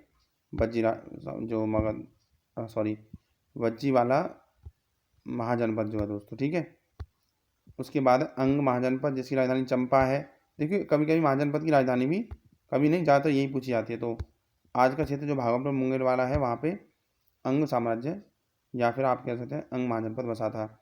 और पूरा पटना वाला जो क्षेत्र है दोस्तों, जिसको पहले मगध कहते थे, मगध साम्राज्य कहते थे, यानी पटना बिहार, और जिसकी राजधानी राजगीर रही थी तब। अब ये वत्स वाला जो हिस्सा है कौशाम्बी, ये प्रयागराज और कौशाम्बी वाला क्षेत्र है, पहले वत्स कहते थे इसको। ठीक है, और ये इधर एक है नेक्स्ट चैदी, जिसकी राजधानी थी शक्तिमती। बुंदेलखंड वाला जो हिस्सा है उसको चैदी कहते थे पहले, चैदी महाजनपद। ठीक है दोस्तों, आप इधर आ जाइए, मैंने अभी पूर्वी घाट के बता दिए आपको। अब देखिए ये पश्चिमी घाट पर अश्मक, अश्मक जो है इसकी राजधानी थी पोटली या पोतन। गोदावरी नदी क्षेत्र वाला हिस्सा जो महाराष्ट्र और कर्नाटक के बॉर्डर पड़ता है वो अश्मक महाजनपद था। अवंती सॉरी दोस्तों, अवंती जो है ये मध्य प्रदेश में पड़ता था दोस्तों, उज्जैन महिष्मती वाला जो हिस्सा है। ठीक है, ये अवंती क्षेत्र पड़ता था पहले महाजनपद, जो आपने देखा होगा बाहुबली मूवी में महिष्मती देवी की जो पूजा करते थे, तो ये अवंती में ही पड़ता है, उज्जैन वाला क्षेत्र है दोस्तों। ठीक है, और मत्स्य जिसकी राजधानी थी विराटनगर, जो राजस्थान में पड़ता है। जयपुर, अलवर, भरतपुर वाला हिस्सा है ये। इसके ऊपर चले जाओगे तो कुरुक्षेत्र आता है, कुरु, कुरु की राजधानी इंद्रप्रस्थ थी। दिल्ली, मेरठ, हरियाणा वाला क्षेत्र तो इसमें पड़ता है दोस्तों। ठीक है, और गांधार ये पड़ता था अफगानिस्तान में, काबुल वाला क्षेत्र। अफगानिस्तान की राजधानी रावलपिंडी एवं पेशावर पाकिस्तान में पड़ता है दोस्तों। गांधार की जो राजधानी थी वो तक्षशिला थी। तक्षशिला के नाम से यहाँ पे एक बहुत बड़ी यूनिवर्सिटी हुआ करती थी जिसमें बौद्ध धर्म की दीक्षा दी जाती थी दोस्तों। ठीक है, कम्बोज और जिसकी राजधानी थी हाटक, राजौरी और हजारा वाला हिस्सा है जो कि पाकिस्तान में इधर पड़ता है दोस्तों। ठीक है, तो आप देख सकते हैं 16 महाजनपदों के मैं नाम बताए, इनका आज का क्षेत्र जो कहाँ पड़ता है वो बताया। तो आप ये सारी बातें ध्यान रखिएगा, इनकी राजधानी और आज के क्षेत्र। ठीक है, इनके बारे में और हम आगे यहाँ पढ़ेंगे वन लाइनर में। तो हम यहाँ पर देख सकते हैं दोस्तों। तो देखिए, प्राचीन भारत में प्रथम विदेशी आक्रमण किसके द्वारा किया गया? तो ईरानियों के द्वारा प्राचीन भारत में प्रथम विदेशी आक्रमण हुआ था दोस्तों। ठीक है, अजातशत्रु किस धर्म का अनुयायी था? तो बौद्ध धर्म के अनुयायी था अजातशत्रु। अजातशत्रु की हत्या किसने करी? इसके बेटे ने करी थी अजातशत्रु की हत्या। अजातशत्रु गद्दी पर किस वर्ष बैठा? तो 492 ईसा पूर्व में बैठा था दोस्तों अजातशत्रु। ठीक है, घनानंद के बाद शासन किसने किया? तो घनानंद मैंने बताया, घनानंद लास्ट सम्राट था जो है नंद वंश का। इसके बाद मौर्य वंश शुरू होता है और मौर्य वंश का शासक कौन था दोस्तों? वो था चंद्रगुप्त मौर्य। ठीक है, अब बात करते हैं धार्मिक आंदोलन 6वीं सदी ईसा पूर्व से 4वीं सदी ईसा पूर्व तक। यहाँ धार्मिक आंदोलन के बारे में पढ़ेंगे, यहाँ से बहुत आता है पेपरों में दोस्तों, बहुत ही ज़्यादा इंपॉर्टेंट है। यहाँ बौद्ध धर्म, जैन धर्म, ये सब हम पढ़ते हैं इसमें। तो हिंदू धर्म का आधार कौन सा ग्रंथ है दोस्तों? तो हिंदू धर्म का आधार है वेद। वेदों से ही पता चलता है कि हिंदू धर्म क्या है, इसलिए जो वेद पढ़ लेता है उसको बहुत ही ज्ञानी माना जाता है दोस्तों। हिंदू धर्म की पवित्र पुस्तकें कौन सी हैं? तो रामायण, महाभारत, वेद, पुराण, ये सब हिंदू धर्म की पवित्र पुस्तकें मानी जाती हैं। अद्वैतवाद का सिद्धांत किसने दिया था? तो शंकराचार्य ने अद्वैतवाद का सिद्धांत दिया था दोस्तों। ये बहुत आजकल देखो राम मंदिर के चक्कर में जो है शंकराचार्य का काफ़ी जिक्र हुआ। तो शंकराचार्य एक बहुत ही क्या कहते हैं, आप ये कह सकते हैं बहुत ज्ञानी और व्यक्ति थे जो कि मानते थे कि अद्वैतवाद, वो कहते थे कि अद्वैत का मतलब होता है दूसरा कोई नहीं, यानी ईश्वर सिर्फ एक ही शक्ति है, चाहे आप उसको अल्लाह के रूप में ले लो, भगवान के रूप में, या फिर ईसा मसीह, किसी के भी रूप में आप ले लो, अद्वैत नहीं है, यानी एक ही ईश्वर है। ठीक है, वही कहना चाहते थे। तो शंकराचार्य ने 4 मठों की जो है स्थापना कराई थी। उन्हीं के प्रमुख जो पंडित होते हैं उनको शंकराचार्य के नाम से ही जाना जाता है। तो राम मंदिर अभी बना था तो वहाँ पे चारों शंकराचार्य को बुलाया गया था, जिसमें से कुछ आए थे, कुछ नहीं आए थे। तो आप याद रखना, शंकराचार्य अब एक पद है, पहले व्यक्ति होते थे, ठीक है, जिन्होंने 4 मठों की स्थापना करी थी। तो उन वहाँ पर एक पद होता है, सबसे बड़े जो पंडित जी होते हैं वहाँ पर। ठीक है, विशिष्ट अद्वैतवाद का सिद्धांत किसने दिया था? तो द्वैतवाद का सिद्धांत दिया था रामानुजाचार्य ने दिया था। ठीक है दोस्तों, द्वैतवाद का सिद्धांत किसने दिया? ये माधवाचार्य ने दिया था। देखो, विशिष्ट द्वैतवाद रामानुजाचार्य और द्वैतवाद का सिद्धांत माधवाचार्य ने दिया था। ठीक है, देखिए आप इसको सुन लेंगे ना, 2-3 बार सुन लेंगे तब भी याद हो जाएगा। और लास्ट टाइम पे वन लाइनर ही आपको देखिए रिवीजन करा सकते हैं, ज़्यादा डीपली नहीं पढ़ना क्योंकि इतना समय बचा नहीं है दोस्तों। द्वैत अद्वैतवाद का सिद्धांत किसने दिया था? तो निम्बार्काचार्य ने। ठीक, प्रोनाउंसिएशन में थोड़ा गलती हो जाए तो माफ़ कीजिएगा। गौतम बुद्ध का जन्म किस वर्ष व कहाँ हुआ? तो 563 ईसा पूर्व में लुम्बिनी नेपाल में हुआ था। आज नेपाल में पड़ता है, पहले नेपाल भी भारत का हिस्सा हुआ करता था, तो लुम्बिनी में पड़ता है दोस्तों। ठीक है, गौतम बुद्ध की मृत्यु किस वर्ष हुई और कहाँ हुई? 483 ईसा पूर्व में कुशीनगर उत्तर प्रदेश में हुई थी दोस्तों, कुशीनगर उत्तर प्रदेश में। ठीक है, आप याद रखना। तो 563 ईसा पूर्व जो है लुम्बिनी में जन्म हुआ, 483 ईसा पूर्व कुशीनगर में, 80 साल समथिंग ये जिए थे उत्तर प्रदेश कुशीनगर में, ये इनकी मृत्यु हो गई थी। गौतम बुद्ध को ज्ञान कहाँ प्राप्त हुआ था? तो ज्ञान प्राप्त हुआ था गया में, बिहार में दोस्तों। ठीक है, जिस वृक्ष के नीचे इनको ज्ञान प्राप्त हुआ था बोध गया नाम पड़ गया था उसका, उस स्थान का, और उस वृक्ष का नाम पड़ा था बोधि वृक्ष। ठीक है दोस्तों, जो कि बरगद का एक पेड़ था। गौतम बुद्ध ने अपना प्रथम धर्मोपदेश कहाँ दिया? तो सारनाथ उत्तर प्रदेश में सब इन्होंने अपना प्रथम उपदेश दिया था दोस्तों। ठीक है, बुद्ध का शाब्दिक अर्थ क्या है? तो प्रकाशवान, एनलाइटमेंट। ठीक है, जिसको ज्ञान की प्राप्ति हो जाती है वही बुद्ध कहलाता है दोस्तों, इसका सार्थक अर्थ ये है। गौतम बुद्ध ने अपने उपदेश किस भाषा में दिए थे? तो पाली भाषा में उपदेश दिए थे दोस्तों, पाली भाषा। जातक कथाएं किस धर्म से संबंधित है? बौद्ध धर्म से संबंधित है जातक कथाएं। बौद्ध धर्म के दो संप्रदाय कौन से हैं? तो हीनयान और महायान। आगे चलकर बौद्ध धर्म जो है दो भागों में बट गया था दोस्तों, हीनयान और महायान। जैन धर्म के अनुसार कुल कितने तीर्थंकर हुए? तो जैन धर्म के अनुसार कुल 24 तीर्थंकर हुए दोस्तों, ठीक है, 24। जैन धर्म के प्रवर्तक या प्रथम तीर्थंकर कौन माने जाते हैं? तो ऋषभदेव थे प्रथम तीर्थंकर दोस्तों, ठीक है जी, प्रथम थे। और महावीर स्वामी 24 में थे, ठीक है दोस्तों। पार्श्वनाथ जो है 23 में थे। जैन धर्म के 24वें और अंतिम तीर्थंकर महावीर स्वामी माने जाते हैं दोस्तों, ठीक है। महावीर स्वामी का जन्म जो कहाँ हुआ था ये ज़्यादातर पूछा जाता है। तो 504 ईसा पूर्व कुंडग्राम में हुआ था। महावीर स्वामी की मृत्यु किस वर्ष कहाँ हुई थी? 468 ईसा पूर्व का पावापुरी बिहार में। तो कुंडग्राम में जन्म हुआ, पावापुरी में ये शरीर त्याग दिया था दोस्तों इन्होंने। तो देखिए एक साथ समकालीन समकालीन माने जाते हैं ये दोनों, महावीर स्वामी और गौतम बुद्ध। बौद्ध ग्रंथ त्रिपिटक की रचना किस भाषा में की गई? तो ये बहुत पूछा जाता है। बौद्ध ग्रंथ त्रिपिटक की रचना पाली भाषा में की गई, क्योंकि गौतम बुद्ध ने सबसे ज़्यादा अपने भाषण पाली में ही दिए थे, तो पाली भाषा में ही होगी, सीधी सी बात है, अब याद कर लीजिएगा, ठीक है। जैन धर्म व बौद्ध धर्म दोनों के उपदेश किसके शासनकाल में दिए गए? तो दोनों ही, मैंने बोला ना ये समकालीन थे दोस्तों, तो दोनों के उपदेश जो है बिंबिसार के शासनकाल में दिए गए थे। बिंबिसार कौन था? ये बिंबिसार हर्यक वंश का संस्थापक जो था। बौद्ध धर्म ग्रहण करने वाली प्रथम महिला कौन थी? तो महाप्रजापति गौतमी थी, इनकी मौसी ही, जिन्होंने इनको पाला था इनकी माँ की मृत्यु के बाद। गौतम बुद्ध का प्रथम धर्मोपदेश क्या कहलाता? तो धर्म चक्र प्रवर्तन कहलाता है दोस्तों। धर्म चक्र प्रवर्तन, पहला उपदेश दिया था उसको धर्म चक्र प्रवर्तन कहते हैं, ठीक है। और जब इन्होंने घर त्यागा था दोस्तों उसको महाभिनिष्क्रमण की क्रिया कहते हैं। घर, देखिए घर त्यागने की क्रिया को क्या कहते हैं? घर जब त्यागा था तो महाभिनिष्क्रमण, ठीक है। और पहले उपदेश को धर्मचक्र प्रवर्तन कहते हैं। और इनकी जब मृत्यु हुई थी महापरिनिर्वाण, ठीक है, महापरिनिर्वाण। और दोस्तों ज्ञान की प्राप्ति को निर्माण कहा जाता है, ठीक है, याद रखना, मृत्यु को महापरिनिर्वाण, ज्ञान की प्राप्ति को निर्माण कहा जाता है। अब चलते महाजनपद और उनकी राजधानियाँ कैसे याद होंगी दोस्तों, ठीक है। तो उसके लिए एक ट्रिक बनाई है इन्होंने, देखिए हमने एक ट्रिक बनाई। काशी वाराणसी सूरसे मथुरा, अब के उज्जय कुशमल्लिका, श्राव कोश मगध गिरी विराट, मत कुरु इंद्र अहि पंच पोटले अस्मक, कंबो हाट की छेदी, शक्ति वैशाली व चंपा के अंग,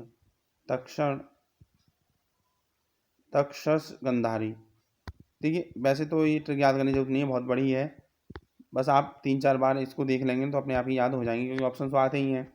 काशी की राजधानी वाराणसी, सूरसेन की मथुरा, अवंती की उज्जैन, मल्ल की कुशावती, कौशल की श्रावस्ती और मगध की राजगृह, मत्स्य की विराटनगर, कुरु की इंद्रप्रस्थ, पांचाल की अहिच्छत्र और अश्मक की पोटली, कम्बोज की हाटक, वत्स की कौशाम्बी, चेदी की शक्तिमती, वज्जी की वैशाली, अंग की चंपा और गांधार की तक्षशिला। तो इसमें जो इम्पोर्टेंट है वो मैं आपको बता देता हूँ। देखिए एक तो एग्जामिनर गांधार की पूछता, अंग की पूछा, वज्जी की पूछता है और वत्स की पूछ लेता है, और आपका देखिए कुरु की पूछ लेता है, मत्स्य की पूछ लेता है दोस्तों, मगध तो बहुत ही इंपॉर्टेंट है, कौशल की पूछ लेता है, अवंती, सूरसेन और काशी की पूछ लेता है, ठीक है, ये ज़्यादा इंपॉर्टेंट है, आप इनको याद कर लेना। जैन धर्म के दो संप्रदाय कौन कौन से हैं? तो जैन धर्म भी आगे चल के बट गया था दो भागों में, श्वेतांबर और दिगंबर, ठीक है दोस्तों। जो श्वेतांबर जो श्वेत वस्त्र धारण करते हैं और दिगंबर जो वस्त्र धारण नहीं करते हैं, तो ये दो संप्रदाय थे जैन धर्म के दोस्तों, ठीक है। बौद्ध सभाएं एवं शासनकाल दोस्तों बात करते हैं कि बौद्ध सभा कहाँ कहाँ पे हुई थी और किसके शासनकाल में हुई थी। ये काफ़ी इंपॉर्टेंट सवाल है, यहाँ से बहुत सवाल बन जाते हैं, पूछे जाते हैं दोस्तों, ठीक है, एग्जाम में। तो बौद्ध सभाएं देखो, अकाअक रावे पाकू मस मोअव, अकाअक रावे पाकू मस मोअव। तो जैसा आप देख सकते हैं प्रथम बौद्ध सभा जो हुई थी 483 ईसा पूर्व में अजातशत्रु के शासनकाल में हुई थी, स्थान राजगृह, और इनके अध्यक्ष थे महाकश्यप, ठीक है, महाकश्यप इनके अध्यक्ष थे दोस्तों। द्वितीय हुई थी 383 100 साल बाद काल अशोक के शासनकाल में, वैशाली में हुई थी और सवाकामी इनके अध्यक्ष थे दोस्तों। ठीक है, तो देखिए काला शोक, ध्यान रखना ये काला शोक वैशाली में। तृतीय जो हुई थी दोस्तों वो 255 ईसा पूर्व अशोक के शासनकाल में पाटलिपुत्र में मोगली पुत्र तिस्स इनके अध्यक्ष थे। तीसरी जो दोस्त है, ठीक है, आप ये समझ सकते हैं यहाँ से कि जो अशोक जो था ना, अशोक वो मौर्य वंश का तीसरा शासक था। तीसरा शासक था मौर्य वंश का, क्योंकि पहले तो चंद्रगुप्त मौर्य, उसका बेटा फिर बिंदुसार, और बिंदुसार का बेटा था अशोक। तो अशोक तीसरा कौन सा था, थर्ड शासक हुआ था अशोक। और ये तीसरी ही बौद्ध संगति इसके शासनकाल में हुई। तो याद रखना, तीसरा शासक, तीसरी बौद्ध संगति इसके शासनकाल में हुई थी। इससे पहले जस्ट इससे पहले इसके नाम जैसा अकाल अशोक, उससे पहले अजातशत्रु। ठीक है दोस्तों, और लास्ट हुई थी चतुर्थ जो है ईस्वी की प्रथम शताब्दी में कनिष्क के शासनकाल में दोस्तों। कनिष्क के शासनकाल में कुंडलवन में, काफ और कनिष्क, काफ और कुंडलवन, अश्वघोष और वासुमित्र ने इनकी अध्यक्षता करी थी दोस्तों। ठीक है, तो किस शासक, अब आगे चलते हैं। तो ये बहुत इंपॉर्टेंट सवाल है, आप देखिए ध्यान से समझ लेना, करना इनकी। और देखो जैन धर्म की 2 ही संगति हुई थी, 2 ही मतलब सभाएं हुई थी जैन धर्म की। ठीक है, किस शासक ने विक्रमशिला विश्वविद्यालय की स्थापना कराई? तो धर्मपाल ने कराई थी विक्रमशिला। ठीक है दोस्तों, किस शासक द्वारा तृतीय बौद्ध संगति को संरक्षण प्रदान किया गया था? तो अशोक ने तृतीय बताया था अभी, तृतीय। चतुर्थ बौद्ध संगति कहाँ और किसके शासनकाल में हुई थी? तो कुंडलवन में हुई थी, कश्मीर में है कुंडलवन, यानी कुंडलवन पहले कश्मीर का नाम हुआ करता था कनिष्क के शासनकाल में। तो काफ और कश्मीर, काफ और कुंडलवन, काफ और कनिष्क। भारत का सबसे प्राचीन विश्वविद्यालय कौन सा है? तो नालंदा विश्वविद्यालय सबसे प्राचीन है दोस्तों, नालंदा। ठीक है, जो कि किसने बनवाया था? ये बनवाया था चंद्रगुप्त द्वितीय ने। मठ मंदिर व स्तूप किस धर्म से संबंधित है? बौद्ध धर्म से संबंधित है, मठ मंदिर व स्तूप। ठीक है, नेक्स्ट है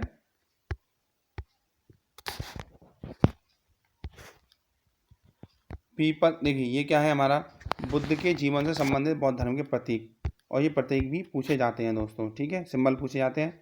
साण कमल का जन्म हुआ, घर से लेकर घोड़ा भागा, पीपल ज्ञान का बोध कराए, मृत्यु तो स्तूप कहलाए। तो साण कमल का जन्म हुआ, घर से लेकर घोड़ा भागा, पीपल ज्ञान का बोध कराए, मृत्यु तो स्तूप कहलाए। तो साण व कमल जन्म का प्रतीक है। ठीक है, और घोड़ा गृह त्याग का प्रतीक है, क्योंकि घोड़े के साथ ही जी गए थे। और पीपल बोधि वृक्ष जिसे कहते हैं। अच्छा, पीपल का पेड़ था दोस्तों, बरगद का पेड़ नहीं था, जो मैंने पहले बोला था बरगद का पेड़ नहीं था। ठीक है, उसके लिए माफ़ी चाहेंगे।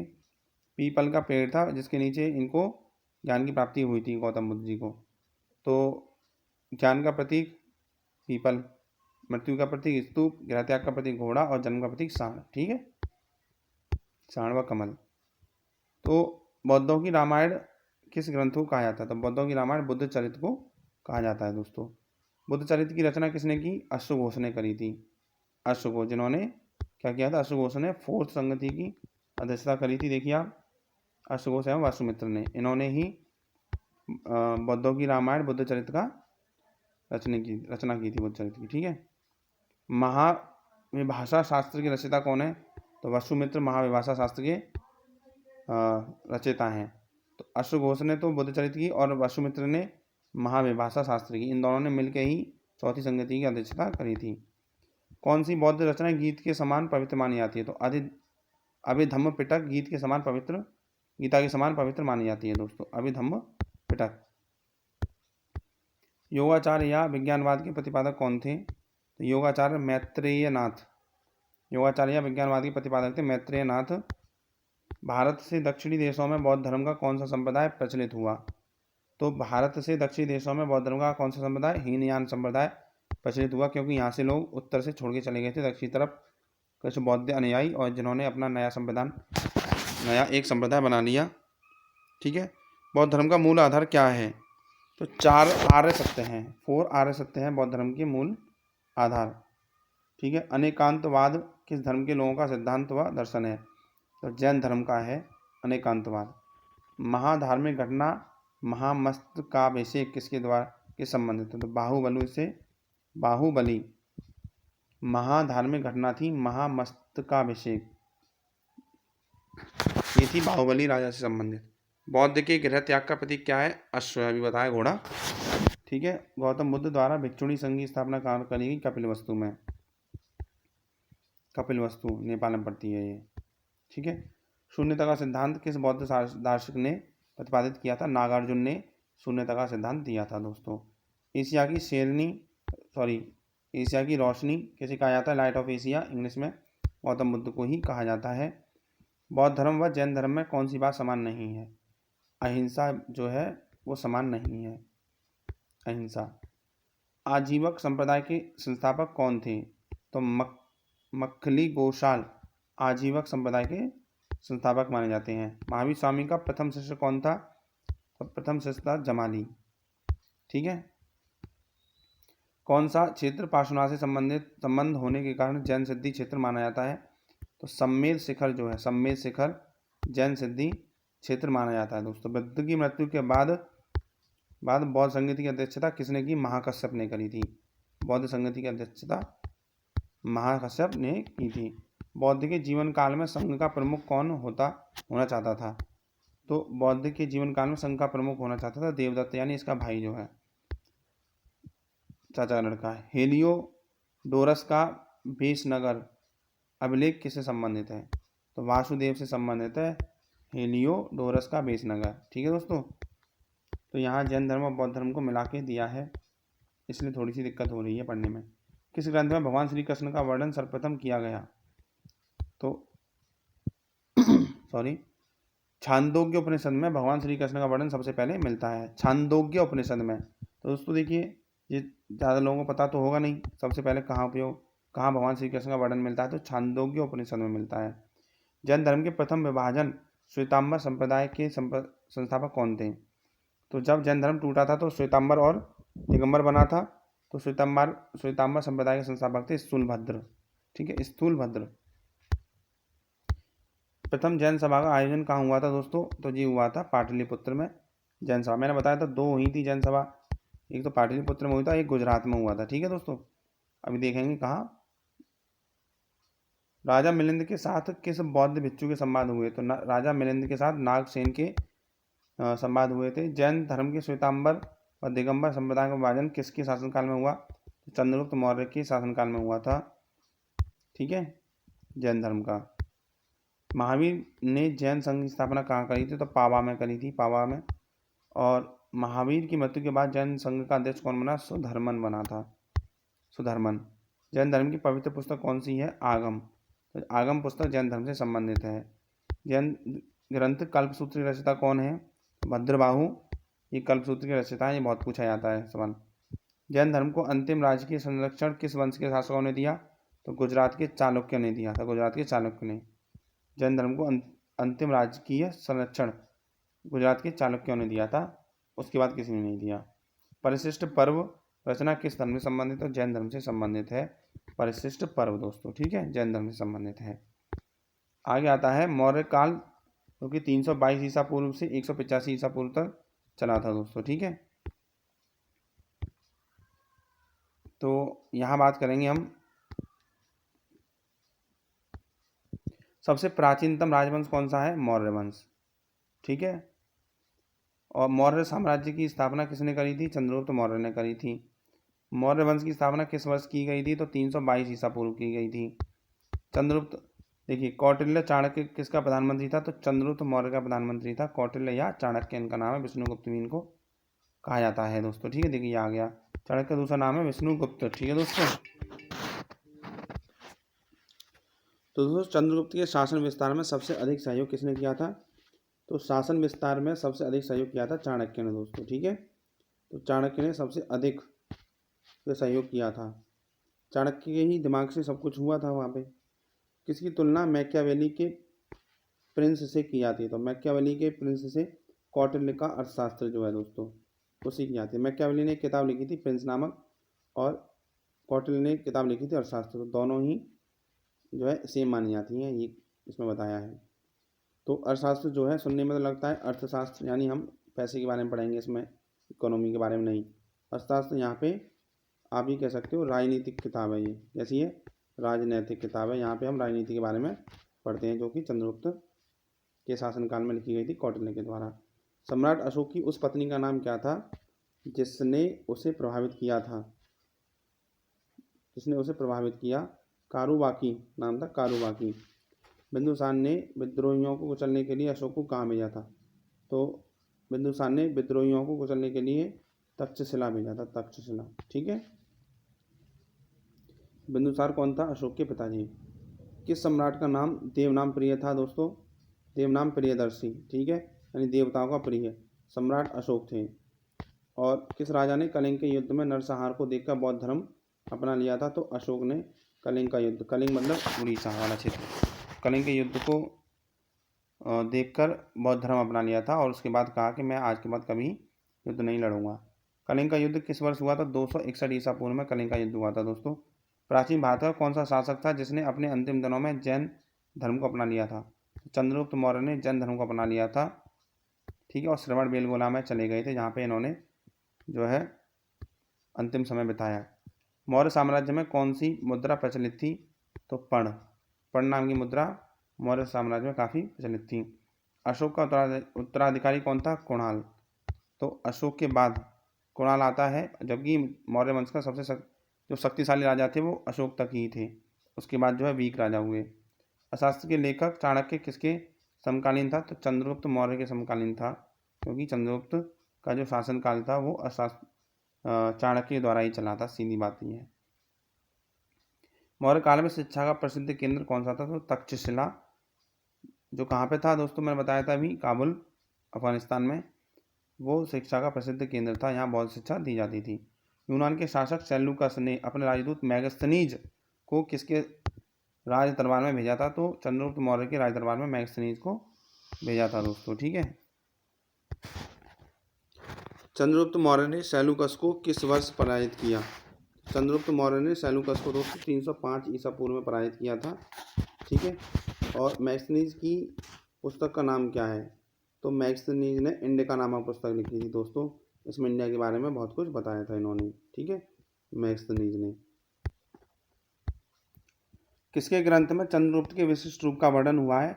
तो विशाख दत्त के ग्रंथ में चंद्रगुप्त का विशिष्ट रूप से वर्णन किया गया है दोस्तों। विशाख दत्त ये एक राइटर थे, लेखक। इनकी किताबों के नाम पूछ ले जाते हैं। तो मुद्रा राक्षस के लेखक कौन है? तो विशाख दत्त ने मुद्रा राक्षस लिखी थी दोस्तों। ठीक है। किस स्रोत में पाटलिपुत्र के प्रशासन का वर्णन मिलता है? तो इंडिका में मिलता है। अशोक के शिलालेखों में भाषा कौन सी थी? प्राकृत भाषा थी। अशोक के शिलालेखों में प्राकृत भाषा थी दोस्तों। पाली के बाद प्राकृत आई। किस मौर्य राजा ने दक्कन पर विजय प्राप्त करी? दक्कन यानी साउदर्न, हमारा प्रायद्वीपीय भारत है, वहाँ पे दक्कन पड़ता है। चंद्रगुप्त मौर्य ने दक्कन पर विजय प्राप्त की। मेगास्थनीज द्वारा अपनी पुस्तक में समाज को कितने भागों में बांटा गया है? तो 7 वर्गों में समाज को बांटा गया है मेगास्थनीज के द्वारा अपनी पुस्तक में, इंडिका में। ठीक है। कलिंग युद्ध की विजय तथा क्षत्रियों का वर्णन किस शिलालेख में मिलता है? तो 13वें शिलालेख में मिलता है कलिंग युद्ध की विजय तथा क्षत्रियों का वर्णन। मोस्ट इंपोर्टेंट क्वेश्चन है दोस्तों ये वाला। ठीक है। कौन सा शासक जनता के संपर्क में रहता था? तो सम्राट अशोक जो है जनता के संपर्क में रहता था, बार बार जाता था और जमीन पर उतर के और पूछता था लोगों से क्या परेशानी है। किसने पाटलिपुत्र को पोलीब्रोथा कहा है? तो मेगास्थनीज ने पाटलिपुत्र को पोलीब्रोथा कहा है। मौर्य काल में एग्रोनोमोई किसको कहा जाता था? सड़क निर्माण अधिकारी को एग्रोनोमोई कहा जाता था। ठीक है। किसने अपने पुत्र व पुत्री को बौद्ध धर्म के प्रचार के लिए श्रीलंका भेजा? तो ये काफ़ी इम्पोर्टेंट है दोस्तों। तो अशोक ने अपने पुत्र महेंद्र और बेटी का नाम चलो बताएंगे, अभी याद नहीं आ रहा। तो संघमित्रा, हाँ सॉरी याद आ गया, महेंद्र और संघमित्रा को श्रीलंका भेजा था बौद्ध धर्म के प्रचार प्रसार के लिए दोस्तों। ठीक है। तो कौटिल्य द्वारा रचित अर्थशास्त्र कितने अभिकरणों में विभाजित है? तो 15 अभिकरणों में विभाजित है कौटिल्य द्वारा लिखा गया अर्थशास्त्र। अशोक का अभिलेख भारतीय उपमहाद्वीप के अन्य स्थान पर भी पाया गया है, वह स्थान कौन सा है? तो अफगानिस्तान में पाया गया, भारत के बाहर अशोक के अभिलेख जो हैं। किस शिलालेख में अशोक ने घोषणा की सभी मनुष्य मेरे बच्चे हैं? तो पृथक कलिंग शिलालेख प्रथम में। तो कलिंग का शिलालेख था जिसमें बताया था अशोक ने कि सभी मनुष्य मेरे बच्चे हैं, ऐसे लिखा गया था। किस स्थान से अशोक के शिलालेख के लिए पत्थर लाए जाते थे? तो चूनार से अशोक के लिए पत्थर लाए जाते थे जिस पर शिलालेख बनता था। किस महीने में मौर्यों का राजकोषीय वर्ष आरंभ होता था? तो आषाढ़, जुलाई के महीने में, आषाढ़ में राजकोषीय वर्ष इनका आरंभ होता था। जैसे हमारा 1 मार्च से होता है और 1 अप्रैल से 31 मार्च से होता है ना, इनका आषाढ़ जुलाई में शुरू होता था। किस जैन धर्म में चंद्रगुप्त मौर्य के जैन धर्म अपनाने का उल्लेख मिलता है? तो परिशिष्ट पर्व में चंद्रगुप्त मौर्य के जैन धर्म अपनाने का उल्लेख मिलता है दोस्तों। चंद्रगुप्त मौर्य का संघर्ष किस यूनानी शासक से हुआ था? तो सेल्यूकस निकेटर से हुआ था चंद्रगुप्त मौर्य का संघर्ष। एरियन ने चंद्रगुप्त मौर्य को क्या नाम दिया? सेंड्रोकोटस नाम दिया था एरियन ने, सेंड्रोकोटस ईरानियों ने सॉरी। मौर्य काल में अर्थशास्त्र किससे संबंधित था? तो राजनीतिक नीतियों से ही संबंधित था मौर्य काल में। ठीक है दोस्तों। किस शासक ने पाटलिपुत्र को अपनी राजधानी बनाया? तो चंद्रगुप्त मौर्य ने पाटलिपुत्र को अपनी राजधानी बनाया, जो आज का पटना है। देखिए मैंने बताया था आपको, अर्थशास्त्र जो है पैसे से या इकोनॉमी से संबंधित किताब नहीं है, ये राजनीति से संबंधित है। ठीक है। पाटलिपुत्र में चंद्रगुप्त का महल किसका बना था? तो भैया लकड़ियों का बना था चंद्रगुप्त का महल जो है, लकड़ी का। ठीक है। किस अभिलेख से यह सिद्ध होता है कि चंद्रगुप्त का प्रभाव पश्चिम भारत तक फैला हुआ था? तो ये पता चलता है रुद्रदामन का जूनागढ़ अभिलेख से कि जो चंद्रगुप्त का प्रभाव पश्चिम तक भी फैला था। सर्वप्रथम भारतीय साम्राज्य किसने स्थापित किया था? चंद्रगुप्त मौर्य ने सबसे पहले भारतीय साम्राज्य स्थापित किया था। किस स्तंभ में अशोक ने स्वयं को मगध का सम्राट बताया? भाब्रू स्तंभ में। भाब्रू स्तंभ में अशोक ने खुद को मगध का सम्राट बताया है। उत्तराखंड में अशोक का शिलालेख कहाँ मिलता है? कालसी में, देहरादून में मिलता है दोस्तों। अशोक के शिलालेखों को पढ़ने वाला प्रथम अंग्रेज कौन था? तो जेम्स प्रिंसेप था, क्योंकि ब्राह्मी लिपि में लिखे गए थे ये। 1837 ईस्वी में पढ़ पाए थे ये। किस ग्रंथ में दक्षिण भारत के आक्रमणों का पता चलता है? तमिल ग्रंथ अहनानूर में दक्षिणी भारतीय आक्रमणों का पता चलता है दोस्तों। तो दोस्तों चंद्रगुप्त मौर्य का साम्राज्य विस्तार किस हिसाब से था? तो मैं आपको दिखा देता हूँ मैप के माध्यम से दोस्तों। देखिए चंद्रगुप्त मौर्य का साम्राज्य विस्तार। तो देखिए यहाँ आप देख सकते हैं पश्चिम में गया था। कहाँ तक दोस्तों? ये था अफगानिस्तान में काबुल पड़ता है, कांधार भी अफगानिस्तान में, और उससे आगे हेरात ईरान की तरफ पड़ता है दोस्तों। इधर पाकिस्तान का बलूचिस्तान है, मकरान ये पाकिस्तान में पड़ता है। ये सब सौराष्ट्र वाला हिस्सा अपने भारत का। तो आप यहाँ से देख सकते हैं पूरा ईरान से लेकर, और इधर दोस्तों देखें आप पूरा बांग्लादेश तक, जो आज का बांग्लादेश पड़ता है यहाँ तक। ये पूरा हिस्सा किसका था? ये पूरा हिस्सा ही चंद्रगुप्त मौर्य का था दोस्तों। ठीक है। अगर हम बात करें, और देखिए इसके नीचे ये कलिंग का युद्ध जो है, अशोक ने फिर इस कलिंग को भी जीत लिया था, ये भी शामिल कर लिया था अपने अंदर। ठीक है। और इसके आगे भी बढ़ गया था दोस्तों ये अशोक के शासनकाल में। तो यहाँ पे आप देख सकते हैं दोस्तों, ये वर्तमान भारत है। तो जैसा कि देखिए ये वर्तमान भारत है, इससे कितना आगे जाके हमारे भारत का हिस्सा हुआ करता था पहले, ईरान और अफ़गानिस्तान वाला हिस्सा पूरा पाकिस्तान। ठीक है दोस्तों। तो ये मैंने दिखा दिया साम्राज्य विस्तार कहाँ तक था दोस्तों। इसमें आप देख सकते हैं कुरु, पांचाल, कौशल, मगध, ठीक है, मालवा, सौराष्ट्र, उज्जैनी, अंगी, सब के सब इसने चंद्रगुप्त मौर्य ने जीत रखे थे दोस्तों। ठीक है, चंद्रगुप्त मौर्य ने। चलो आगे चलते हैं इसमें। उसके नीचे आएंगे तो अगर तो मैसूर के नीचे चोल साम्राज्य और पांड्य साम्राज्य ये बसे हुए थे दोस्तों। ठीक है, नीचे के हिस्से में दक्षिणी भारत में। तो मौर्योत्तर काल की बात करते हैं। मौर्योत्तर काल यानी मौर्य के बाद क्या हुआ था? तो मौर्य उत्तर काल जो है 185 ईसा पूर्व से 319 ईसा पूर्व तक चलता है दोस्तों। ठीक है दोस्तों, मौर्योत्तर काल की बात कर रहा है मैं। 185 ईसा पूर्व से 319 ईस्वी तक ये चला था। ठीक है, ईस्वी तक। तो अंतिम मौर्य सम्राट की हत्या किसने करी थी? अंतिम मौर्य सम्राट की हत्या करी थी पुष्यमित्र शुंग ने। और वो कौन था? वो था बृहद्रथ। ठीक है ना, वो कौन था? बृहद्रथ। तो हाँ, बृहद्रथ ही था दोस्तों। ठीक है, शुंग वंश की स्थापना किसने करी थी? पुष्यमित्र शुंग ने करी थी। अंतिम मौर्य सम्राट की हत्या करके जो है पुष्यमित्र शुंग ने शुंग वंश की स्थापना कर दी। ठीक है,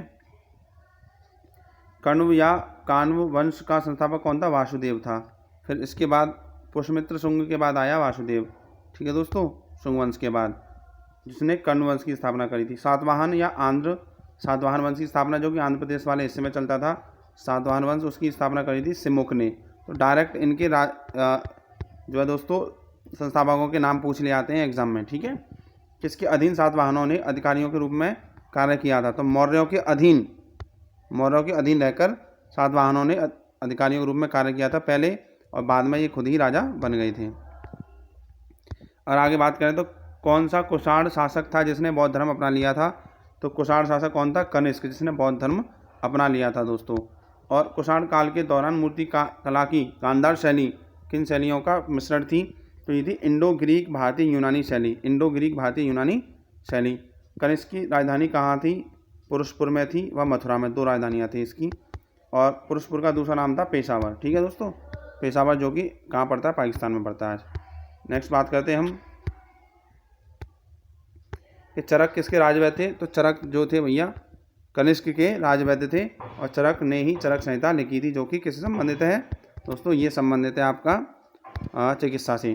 तक्षशिला किस शैली की कला के लिए प्रसिद्ध है? तो गंधार कला के लिए तक्षशिला काफ़ी प्रसिद्ध है दोस्तों, क्योंकि गांधार की राजधानी ही थी तक्षशिला। तो भारत में सर्वप्रथम स्वर्ण मुद्राएं किसने चलाई?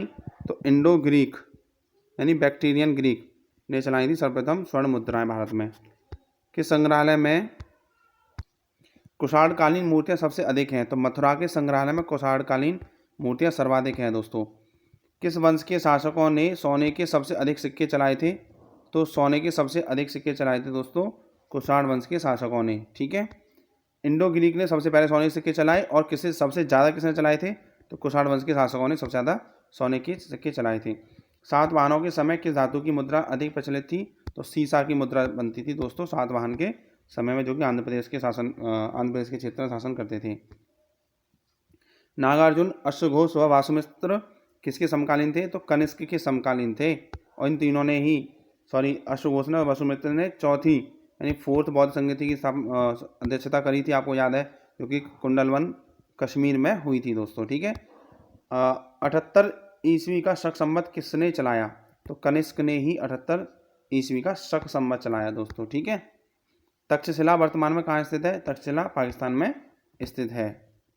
तक्षशिला दोस्तों पाकिस्तान में स्थित है। अब थोड़ा हम जल्दी चलेंगे, इसमें बहुत लंबी वीडियो हो जाएगी दोस्तों। कुषाण के काल में सबसे अधिक विकास किस क्षेत्र में हुआ था?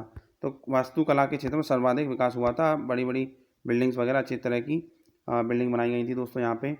सातवाहनों ने अपना शासन कहाँ प्रारंभ किया था? तो महाराष्ट्र से प्रारंभ किया था शासन अपना।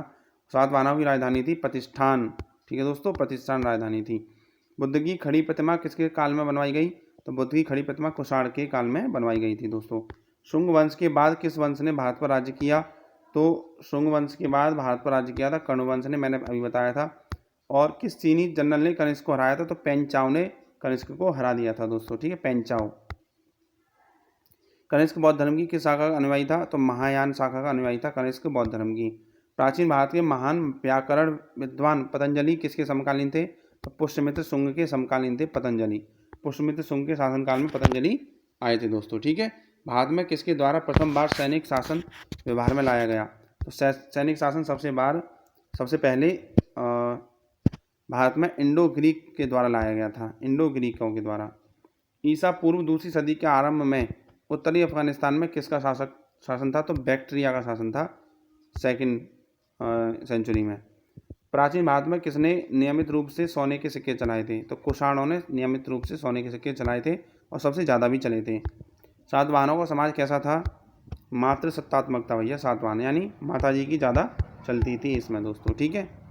कनिष्क किस जाति से संबंधित था? चीन की यूची जाति से संबंधित था, यूची, ठीक है, चीनी था ये, क्या कह सकते हो आप जो है।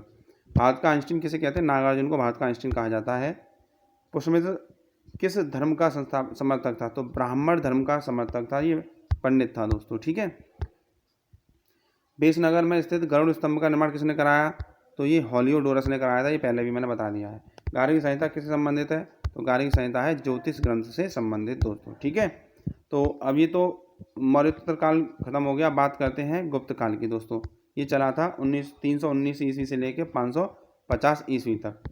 गुप्त काल की बात करते हैं, जिसमें कई प्रतापी राजा हुए थे और कई 100 सालों तक इन्होंने राज्य किया था दोस्तों, ठीक है। तो गुप्त वंश की स्थापना किस वर्ष हुई थी? तो ये हुई थी 319 ईस्वी में दोस्तों। गुप्त वंश का वास्तविक संस्थापक किसे कहते हैं? चंद्रगुप्त प्रथम को कहा जाता है। वैसे तो गुप्त वंश का संस्थापक जो है श्रीगुप्त को कहते हैं, श्रीगुप्त, ठीक है, इसी ने ही। अगर पूछा जाए पेपर में कि गुप्त वंश का संस्थापक कौन था? श्रीगुप्त। वास्तविक संस्थापक कौन है? तो वो है दोस्तों चंद्रगुप्त प्रथम। गुप्त वंश के किस शासक ने महाधिराज की उपाधि धारण के लिए करी थी? तो चंद्रगुप्त प्रथम ने महाधिराज की उपाधि धारण करी थी। आर्यभट्ट कौन था? आर्यभट्ट था खगोल वैज्ञानिक व गणितज्ञ थे ये आर्यभट्ट जो है दोस्तों, ठीक है। भारत के बहुत महान साइंटिस्ट थे ये। आर्यभट्ट किस वंश के समकालीन थे? तो आर्यभट्ट थे गुप्त वंश के समकालीन, ठीक है दोस्तों। गुप्त शासकों की राज दरबारी भाषा क्या थी? तो संस्कृत बोलते थे ये लोग जो है, संस्कृत में ही सारे काम होते थे गुप्त शासकों की। गुप्त राजवंश के किस शासक ने हूणों के आक्रमण को रोका? तो स्कंदगुप्त ने हूणों के आक्रमण को रोका था भारत में। गुप्त राजवंश किसके लिए प्रसिद्ध था? तो ये प्रसिद्ध था दोस्तों कला एवं स्थापत्य के लिए, कला एवं स्थापत्य के लिए प्रसिद्ध था। अजंता एवं एलोरा कलाकृतियाँ किस काल से संबंधित हैं? तो गुप्त काल में ही बनवाई गई थी दोस्तों ये अजंता और एलोरा की जो कृतियाँ हैं, जो कहाँ पाई जाती है? मध्य प्रदेश और महाराष्ट्र। कालिदास किसके राजदरबारी कवि थे? कालिदास थे चंद्रगुप्त सेकंड के राजदरबारी, जिन्होंने विक्रमादित्य की उपाधि धारण करी थी। अजंता चित्रकारी किस धर्म से संबंधित है? तो बौद्ध धर्म से संबंधित है अजंता चित्रकारी। तो अजंता में बौद्ध धर्म के चित्र वगैरह पाए जाते हैं। एरण अभिलेख का संबंध किससे है? तो भानुगुप्त से है एरण अभिलेख का संबंध। चीनी यात्री फायन किसके शासनकाल में आया? तो चंद्रगुप्त तृतीय के शासनकाल में फायन भारत आया था दोस्तों, ठीक है, चंद्रगुप्त के शासनकाल में। भारतीय संस्कृति का स्वर्ण युग किस युग को कहा जाता है? तो गुप्त युग को भारतीय संस्कृति का स्वर्ण युग कहा जाता है। सेतु बंध की रचना किस वंश के शासक ने की थी? तो वाकाटक ने सेतु बंध की रचना करी थी दोस्तों। सती प्रथा का प्रथम उल्लेख कहाँ से मिलता है? एरण अभिलेख से मिलता है, जो भानुगुप्त के लिए था, ठीक है। गुप्तकालीन सिक्कों का सबसे बड़ा ढेर कहाँ से प्राप्त होता है? तो बयाना से, भरतपुर से प्राप्त होता है गुप्तकालीन सिक्कों का सबसे बड़ा भंडार, ठीक है। किस गुप्त शासक को नालंदा विश्वविद्यालय का संस्थापक माना जाता है? तो कुमारगुप्त ने नालंदा विश्वविद्यालय बनवाया था, बाद में इसको तोड़ दिया गया था, किसके द्वारा? बख्तियार खिलजी के द्वारा दोस्तों। गुप्त शासकों द्वारा चलाए गए चांदी के सिक्कों को क्या कहा जाता है? तो रूप्यक, चांदी के सिक्कों को रूप्यक कहते थे गुप्त शासकों के द्वारा चलाए गए चांदी के सिक्के। कालिदास की कौन सी कृति की गिनती विश्व की सर्वाधिक प्रसिद्ध 100 कृतियों में की जाती है? अभिज्ञान शकुंतलम जो है, ये बहुत पूछा जाता है दोस्तों, मोस्ट इंपॉर्टेंट है ये दोस्तों, ठीक है। अभिज्ञान शकुंतलम कालिदास ने लिखी है, जो कि वर्ल्ड की 100 रचनाओं में सबसे बेस्ट, मतलब वन ऑफ द बेस्ट है। किस विद्वान ने गणित को एक पृथक विषय के रूप में स्थापित किया था? तो गणित को पृथक विषय माना था आर्यभट्ट ने, पहले ही साइंस के अंदर ही आता था, ठीक है दोस्तों। गुप्त काल की प्रसिद्ध पुस्तक नवनीतकम का संबंध किस क्षेत्र से है? तो आयुर्वेद और चिकित्सा के क्षेत्र से है। तो दोस्तों बैकग्राउंड में कुछ आवाज़ें आ रही होंगी, तो मेरे रूम तक आवाज़ पहुंचती है, रास्ते के पास ही मेरा घर है, तो आप थोड़ा इग्नोर कीजिए उनको और पढ़ाई पे ध्यान दीजिए, बस एग्ज़ाम बहुत नज़दीक है दोस्तों। और इस टाइम तो ऐसा होना चाहिए कि कोई भी चीज़ आपको जो है डिस्टर्ब ना करे, चाहे आपके कान पे कोई भी गाना बजाता रहे, लेकिन आप डिस्टर्ब ना हो। तांबे के सिक्के जारी करने वाला प्रथम गुप्त शासक कौन था? रामगुप्त था। तो दोस्तों मैंने बताया कि तांबे के सिक्के जारी करने वाला प्रथम गुप्त शासक कौन था? रामगुप्त था। और बात करते हैं मेहर कुल का संबंध किससे था? तो हूणों से संबंध था मेहर कुल का दोस्तों, ठीक है। हूण भी एक वंश था। कौन से गुप्त राजा ने विक्रमादित्य की उपाधि धारण करी थी? चंद्रगुप्त सेकंड ने करी थी, बहुत ही इंपॉर्टेंट है दोस्तों ये, ठीक है। और ये काफ़ी प्रतापी राजा भी था। किस गुप्त शासक ने दक्षिण में 12 राज्यों पर विजय प्राप्त करी? तो समुद्रगुप्त ने दक्षिण में 12 राज्यों पर विजय प्राप्त करी। और समुद्रगुप्त को ही हम क्या कहते हैं? भारत का नेपोलियन कहा जाता है, नेपोलियन, लेकिन उल्टा कहना चाहिए, नेपोलियन से ज़्यादा महान था हमारे यहाँ का समुद्रगुप्त, ठीक है। समुद्रगुप्त एक भी युद्ध नहीं हारा था अपनी लाइफ में, जबकि नेपोलियन एक युद्ध हारा था, वाटरलू का युद्ध, जो कि कब हुआ था? 1815 में दोस्तों, ठीक है। स्कंदगुप्त को किस लेख में शक्रोपम कहा गया है? तो स्कंदगुप्त को कहो मस्तंभ लेख में क्या कहा गया? शक्रोपम कहा गया है, कहो मस्तंभ लेख। गुप्त काल के सबसे लोकप्रिय देवता कौन थे? विष्णु। गुप्त काल के सबसे लोकप्रिय देवता थे विष्णु को ज़्यादा मानते थे ये लोग। दिल्ली में स्थित लौह स्तंभ किस सदी में निर्मित हुआ? तो 4वीं सदी में जो है लौह स्तंभ बना था, जो कि जिस पर कभी भी जंग नहीं लगती है दोस्तों, और बिल्कुल हवा में पारस में खड़ा ही रहता है। हरिश्चंद्र किसका दरबारी कवि था? तो हरिश्चंद्र था समुद्रगुप्त का दरबारी कवि। गुप्त काल की सोने की मुद्रा को क्या कहा जाता था? तो दीनार कहा जाता था गुप्त काल में सोने की मुद्रा को। और चांदी की मुद्रा को क्या कहते थे दोस्तों? रुपयक। कुमार संभव महाकाव्य को किसने रचा? तो कालिदास ने कुमार संभव लिखा था, और अभिज्ञान शाकुंतलम भी लिखा था दोस्तों, ठीक है। नालंदा विश्वविद्यालय की स्थापना किस युग में हुई थी? गुप्त युग में हुई थी। किसने करवाई थी? स्कंदगुप्त ने, ठीक है। और गुप्त युग में भू राजस्व की दर क्या थी? उपज का 6ठा भाग भू राजस्व की दर थी दोस्तों, ठीक है। और ये काफ़ी अच्छी दर मानी जाती है।